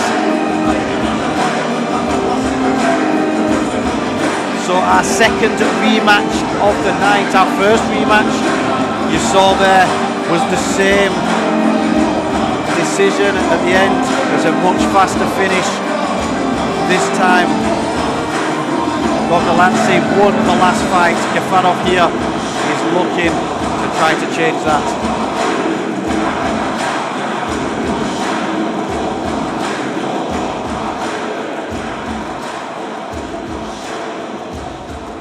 And ladies and gentlemen, welcome his opponent to the red corner, Becca Gogoladze!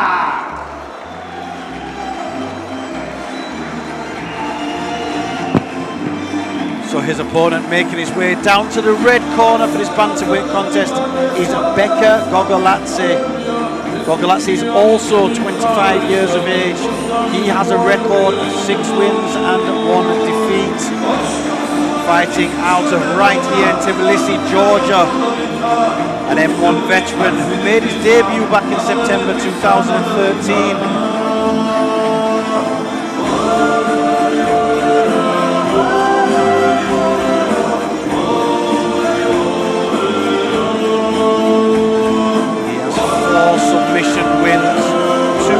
By decision. 3 of those 4 submission wins coming by guillotine choke. A very dangerous fighter. That win, I called his fight on M1 Global, and that was a rear naked choke in round number 2. If this man gets his arms around your neck, you are in trouble. Ladies and gentlemen, this bout is in the GFC Bantamweight division. Now introducing your fighter in the blue corner. This fighter is 25 years old. He weighed in at 61.2 kilograms. He stands 171 centimeters tall. He has a record of 3 wins and 2 losses. Representing Azerbaijan, Ilgar Gafarov. And now welcome his opponent in the red corner. This fighter is 25 years old. He weighed in at 61.2 kilograms. He stands 170 centimeters tall and has a record of 6 wins with 1 loss. Representing Georgia, Bekka Gogoladze. And the referee for this bout, Alek Bilyakov.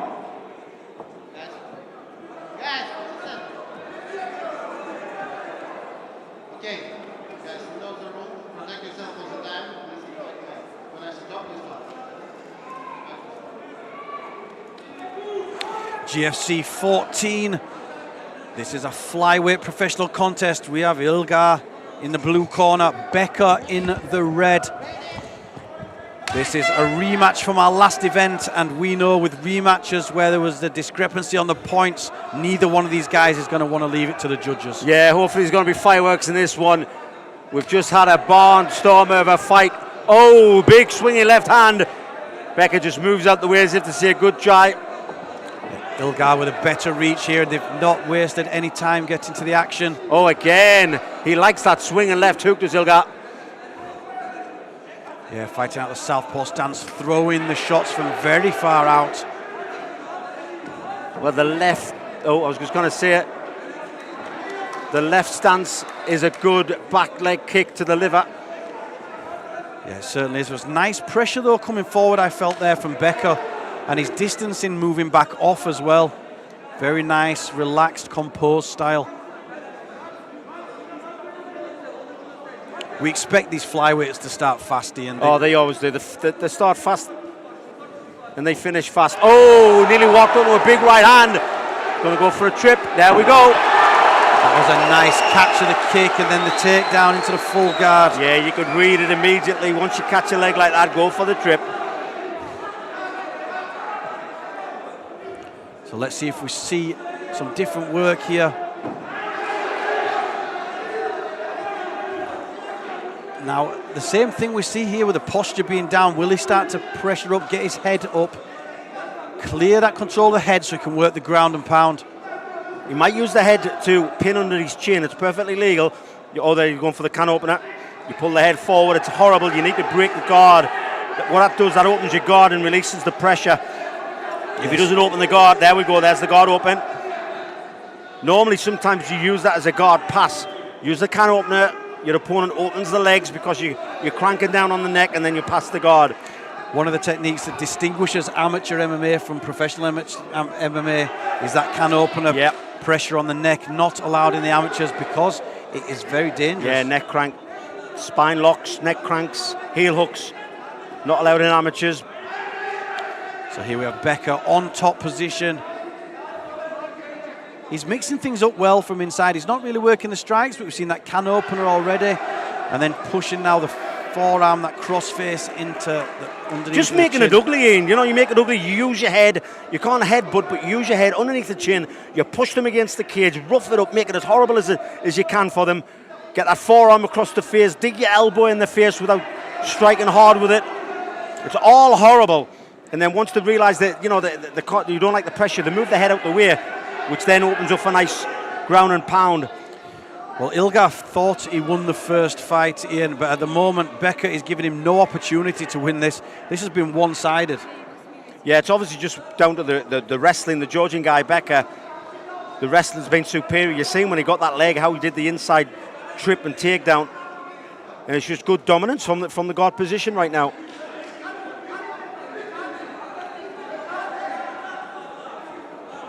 So here he's working. Nice little shoulder strike there. Did you see that? Nice little short elbow. So Becker actually known for his submissions. His finishers come by submission. The guillotine choke, the rear naked choke. Ilgar is actually the one who's worked the TKOs, the ground and pound from top position. It'll be interesting to see if Becker looks to pass the guard and try to work that submission game. Well, there you go. He's got a chance now because there's the legs going up for an armbar. But Becker just puts his rides knee with through it. the middle. He's quite happy to stay in guard. He could have passed it easily there if he wanted to. Yeah, maybe looking to get this first round under the belt.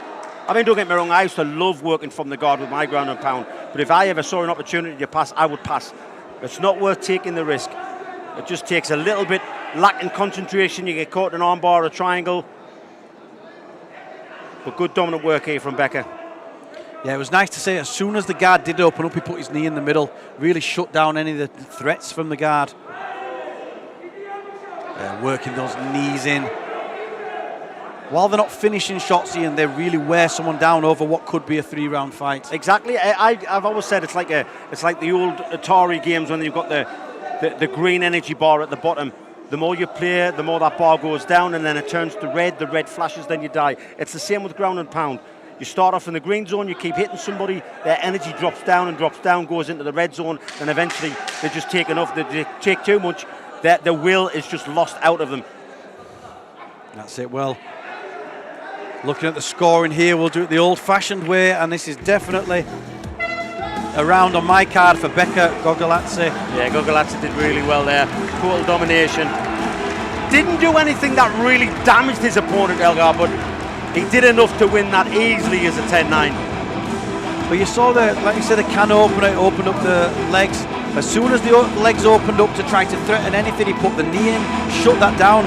From that moment, Ilgar Gafarov didn't open his guard again, he just kept to it shut. Yeah, you're right.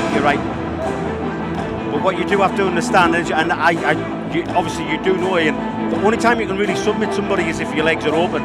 You know, I mean, you can kind of sit up and get a Kimura from there, but it's very hard to do, especially when you're at this level. When you open the guard, that's when a submission's going to come. Yeah, so I think that was good work from Becker Gogoladze to, as soon as the guard opened, put his knee and elbow in, just shut down the threat. So he has no worry. If that guard's going to be closed, he's got no worry.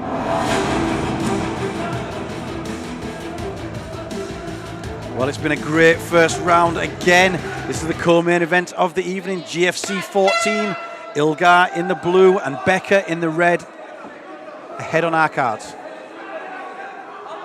Let's see if we see more of that good classic wrestling. Well, you can see Becker looking down at his feet, not his own feet, looking at his opponent's feet. I think he's faking a shot so he can come over the top with a punch. The Georgians really known for their wrestling, Ian. That's what we saw. Oh, nice. Beautiful body kick. As you say, if the body kick comes back from Ilgar, it's actually to that liver.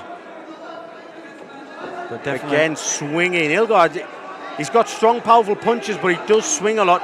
He does inside kick. Oh, do you know what? I think Becker has found a new target to go for, because he threw that inside kick earlier. Definitely, I think with the opposite stances, that's one of the best kicks you can throw, that powerful inside kick to the lead leg. I do think that Becker's got his distancing much better here. Ilgar's throwing, everything just seems to be slightly off, whereas when Becker throws, he lands sharp. Try to go for a front kick to the face. Oh, nice. That was beautiful. He timed that perfectly. As soon as he saw the punches, he just dropped, shot underneath. Great level change. Yeah, this time Ilgar got the underhook, but it just wasn't enough to stop Becker from getting the top position and securing inside the guard. Oh, that was a slicing elbow. I'm not sure if he actually caught him there, but it was slicing across the brow. Well, the last fight was a good indication of what an elbow can do when it slices the eyebrows. That was a terrible cut.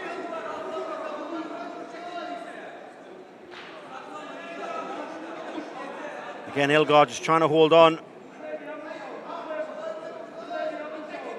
Miliakov did stand up. A few of the fighters who were holding on like that said it was lack of action. Stood them back to the feet. So maybe Ilgar has seen that and thought, right, I'm going to try that myself. I'm going to hold on. I do think Becker's doing a better job, though, of pummeling his arms Yeah, back inside. of course he is. He's keeping this busy. You can tell he's more experienced. Shoulder strikes. Well, we know those work as well, but when Conor McGregor did it, it was up against the cage and he used shoulder strikes and broke Cowboy's nose. Yeah, and again, if you can use your body weight on the floor, you can really drop the shoulder in. A little bit harder when you're shorter than the person who's on the bottom, because you have to reach in, but he's right over the top of him here, Ian. Again, constantly turning that head back to the fence, making things really difficult for Ilgar to do any counter. That head just crushed against the bottom of the cage. Knees again into the spinal area. Yeah, what Becker's doing, he's postured up and all the weight is going up through his hips, through the body, down through the head. And that's what he's doing. He's controlling Ilgar with that head. If he was down on his knees, you can control him really well. If you go up on your feet and push through, you're actually pushing your full body weight into someone's jaw, and it's not nice at all. But he's using the cage. He's illegally putting his toes through the cage. Referee hasn't spotted that one. But if you climb around with your leg when somebody has you in that position, an arm bar is one of the best moves to do. Yeah. The referee giving him a warning, otherwise he'll stand it. And Alec will stand it. Yeah, I do think this has been the first slowing of the action. I do think Becker's trying to work here, but I think at the moment Ilgar is tying him up. He's doing a better job of getting the overhook and underhook, controlling the head, then controlling one arm. So all the time he's at least got the head and one arm to try to stop any of this ground and pound. Oh, again, that slice and elbow.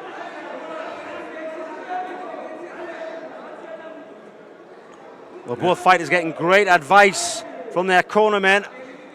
50 seconds to go in the second round, and I'm sure Becker will be quite happy to stay here, totally dominating this round. Yeah, just pulling away on points. So far, there's nothing really that Ilgar has put together as an attack. It's all been defense. He's defended the takedowns. Defending here on the floor. Again, not really doing anything this round. It's like he's a little wary to open up the guard after what happened in round number one. Yeah, I agree with you there, Ian.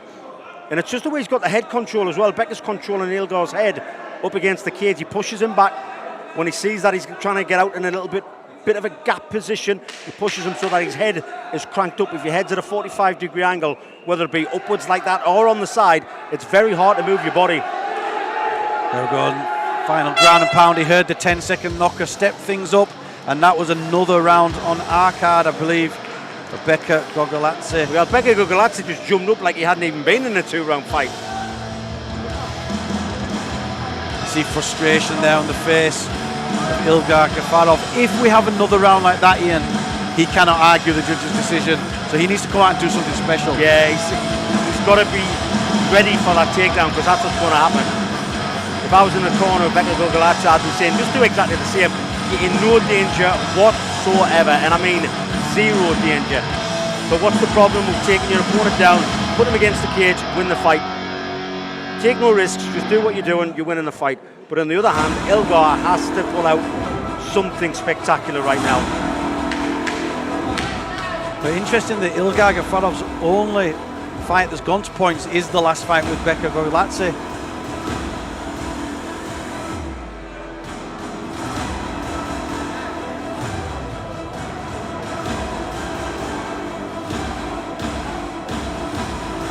Here we go, GFC 14 third and final round. We have Ilgar in the blue, Becker in the red. We have Becker 2 rounds up. Ilgar's looking over at his opponent. Becker's just bouncing like it's the start of the fight. That's got to be a little... Oh, look at that again. Timed it beautifully. He's going to pick him up and slam him here. Lovely level change there again, Ian. Right behind the knees. 4 minutes, 45 seconds of ground and pound, I believe we're going to have here. It'd be nice to see if Becker pushes for a finish here. Ilgar's just grabbing the head there. If he grabs a wrist, then I'll be happy because that means he's going to work for the triangle.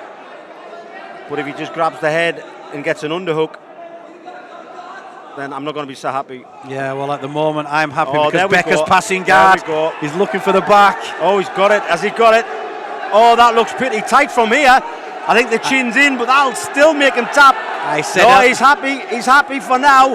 It's going to sink in. He's going out. He's going out. He is. Taps. That's tight. He taps.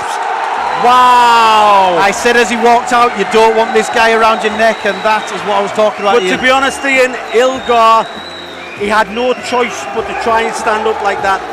If he was stuck on his back, he would have been there for another 5 minutes or 4 minutes 45 as we timed it. But he had to do something, and at least he tried. He tried to get to his knees, he tried to get back to his feet, but unfortunately he paid the price. Well, that is what Becker Gogoladzé wanted. He wanted to finish the fight inside the distance. He didn't want it to be left to the judges' scorecards and to have any arguments, and that was an exceptional win there. Becker Gogoladzé now 7 wins and 2 defeats. 5 wins by submission.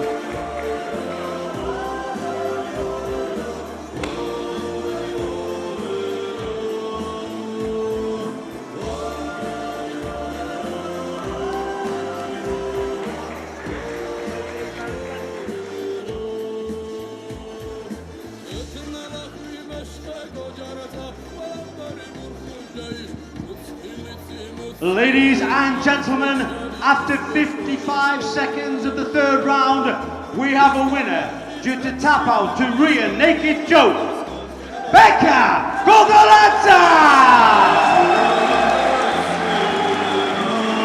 There you go, the official decision, your winner by rear naked choke in just 55 seconds of round number 3 is Becker Gogoladzé.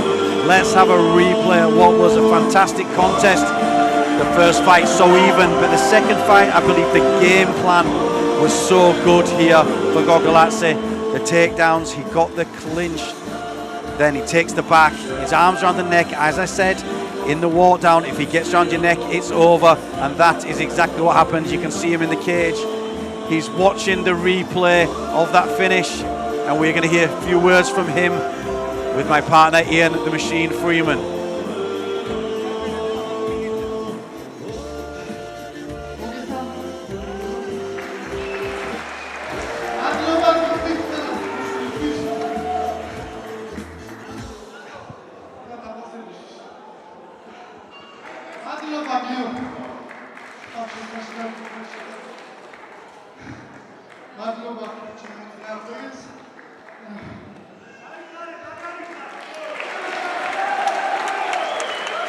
Ladies and gentlemen, Becker Gogoladzé!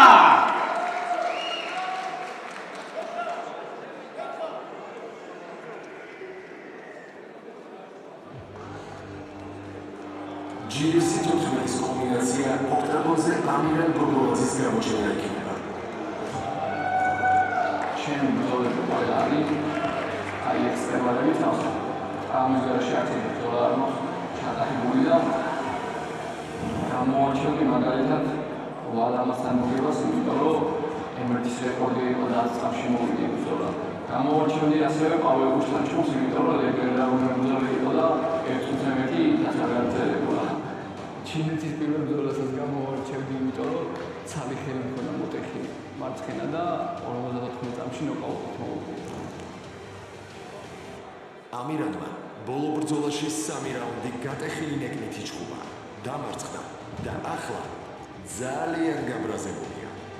ნეკნის გატეხის შემდეგ ვიყავი მაგ შემართებით, რომ როგორაც შეიძლება ერთ მოვარყავ და აი ამაზე ფიქრით იმაზე, რომ აუცილებლად ნოკაუტი დამთავრებია, ბევრი შეცდომა დამაშვებინა ყველაფერმა და ბრძოლას არის ფეხი ჩამოვდგი თუ არა რინგიდან ეგრევე იმას ვფიქრობდი რომ ძალიან სწრაფად უნდა მოურჩე და უნდა გაანვაახლო ვარჯიშები.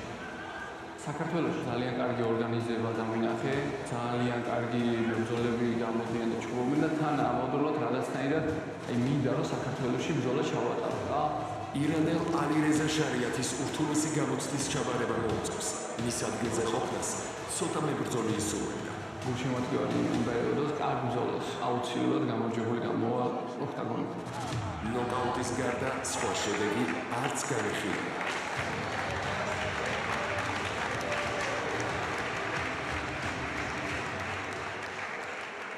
Ladies and gentlemen, are you ready for the main event of the evening? This is an international tournament of mixed martial arts, GFC 14. Our main sponsor is Europet. Our sponsors are Ministry of Sport and Youth Affairs of Georgia. Our general partners are Hotel Shine and security company Al-Ghani.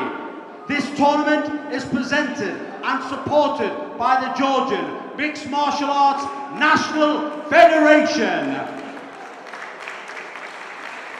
So ladies and gentlemen, please welcome your first fighter to the cage, Alireza Shariati.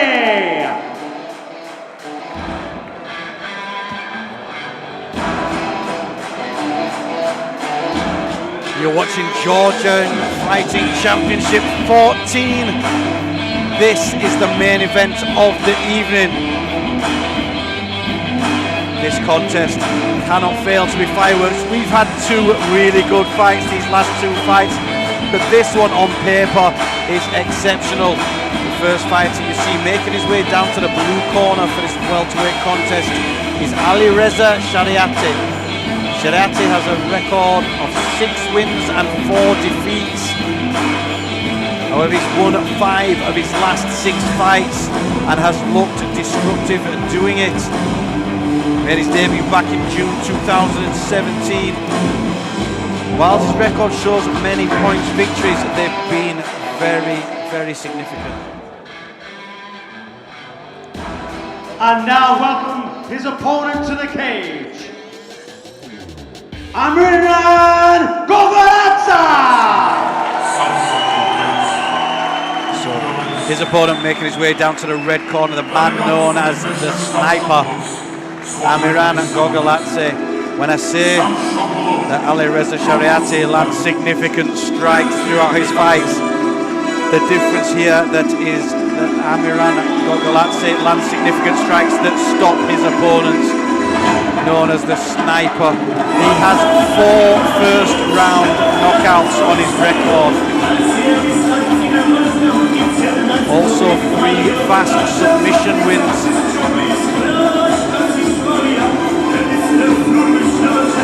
Looks chilled, cool and composed here as he did yesterday at the weigh-ins. He will be looking to impress here.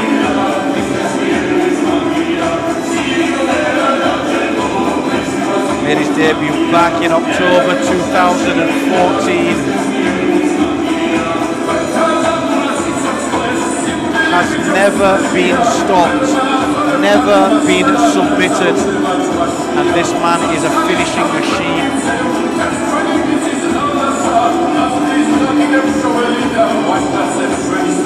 We've seen tonight the fighters from Iran have come to take the victories.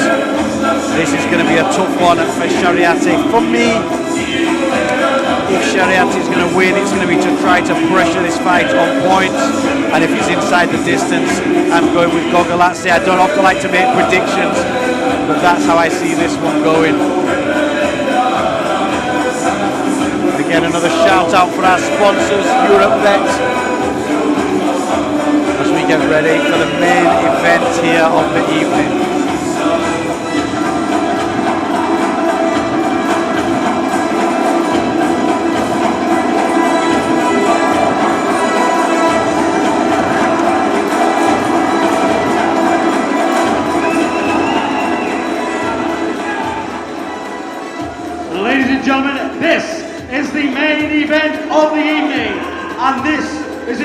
GFC welterweight bout. Now let me introduce your fighter in the blue corner. This fighter is 36 years old. He weighed in at 77.1 kilograms. He stands 183 centimeters tall and has a record of 6 wins with 4 losses. Representing Iran, Alireza Shariati. And now welcome his opponent in the red corner. This fighter is 23 years old. He weighed in at 77.1 kilograms. He stands 188 centimeters tall and has a record of 11 wins with 2 losses. Representing Georgia, Amiran Gogaladze! And the referee for this bout, Alek Milyakov. Okay guys, protect yourself all the time and listen to my command. Once I stop, you stop. Shake, fast, go back. GFC 14, this is the main event of the evening. Welterweight professional contest. We have Alireza in the blue, Amiran in the red. The Mad Lion and the Sniper. The crowd are going to go crazy for this one, Ian. Oh! The first. Oh, that was quick! Shot. That was quick! A knockdown within seconds. He showed his power early on. He actually got caught with the first jab, but he's looking for the finish straight away. They're powerful the power shots. Well, you've got to take your hat off. Alireza is back to his feet. This man's here to fight. He's done well to get back up there, Ian. Not for long. Straight back on his back. Amiran is going to make quick work of this. He wants to show everyone here in Georgia huge punches on the why button. He is the main event. Wow. He's powerful. He's accurate as well, Ian. Big shots. Is the action going to slow, or can he keep up this onslaught? We're not even out the first minute here. Alireza has his hips cancelled. Look at that hip cancellation. His hips are facing the wrong way. He can't move very well now. If Imran just keeps the pressure on those hips, he'll not be able to turn into him. Yeah. He's going to take punishment. And the long limbs of Imran. Now he's managed to put his hips back. Imran trying to step over in the butterfly guard. Yeah, he can posture up in this butterfly guard as well and fire the shots down. So difficult to extend someone off you when you've got your head on the fence. What I find hard to believe is Imran's only 77 kilos. Look at the size. He's huge. Wow! Big, strong ground and pound. He's tucked the back. Both hooks in. He's flattened out. Flattened out, and he's not looking for the sub here. Oh, he's looking for strikes. Finish and hurt him here. He's trying to make a statement in front of his home crowd. Now he's working for the rear naked. Switches back to the Alireza turns. Oh, he tapped. Yeah, they were bombs, Ian. Oh! Amiran Gogaladze finishes with power. He's done some real damage there. Alireza's face beaten up. Lots of heavy strikes there. And that's the second time tonight we've seen someone forced to tap out to strikes. Alireza came here to fight. He landed the first shot with that jab, that powerful left jab. However, he was knocked to the floor shortly after, and then it was an aggressive performance. We're going to see the replay here.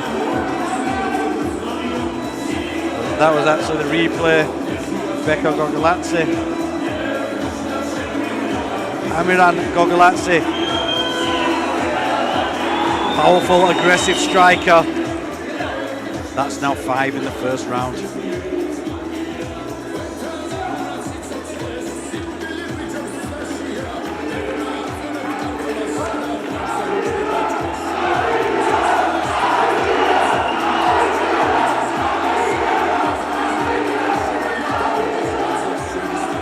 Ladies and gentlemen, after 1 minute 50 seconds of the very first round, we have a winner due to tap out to ground and pound, Amiran Gogaladze! Your winner by TKO in the very first round, the main event of the evening. Every single person in this venue is on their feet. The man known as Sniper. As we watch the replay here, he came in, that jab landed. It was a huge head kick. And then that left hook on the button dropped Ali Reza to the floor. From there, ground and pound from the standing position in the pin. That was a beautiful short left hook, straight in front of the lead right hand. Ground and pound punches going in. And he pressured the tap. He looked for the choke for a second. Couldn't find it underneath the chin. So went back to the ground and pound punches. And a great finish in front of his home crowd.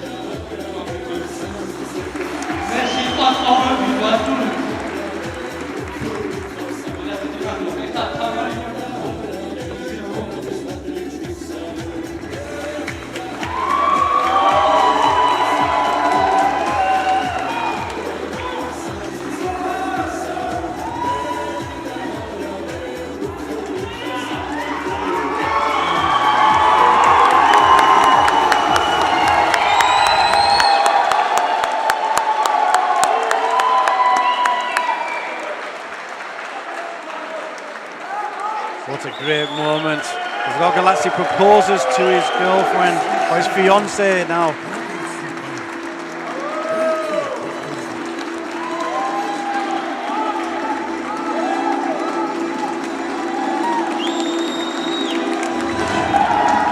Well, that's a special moment for him in the main event, really.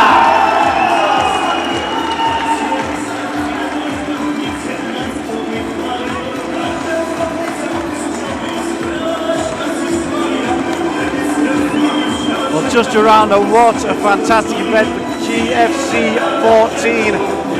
We've had knockouts, we've had submissions, and we've had proposals. Huge thank you to all our viewers, from myself, Ian, M16 Butlin, and my partner tonight, Ian the Machine Freeman. We will be back in February, I believe, with GFC 15.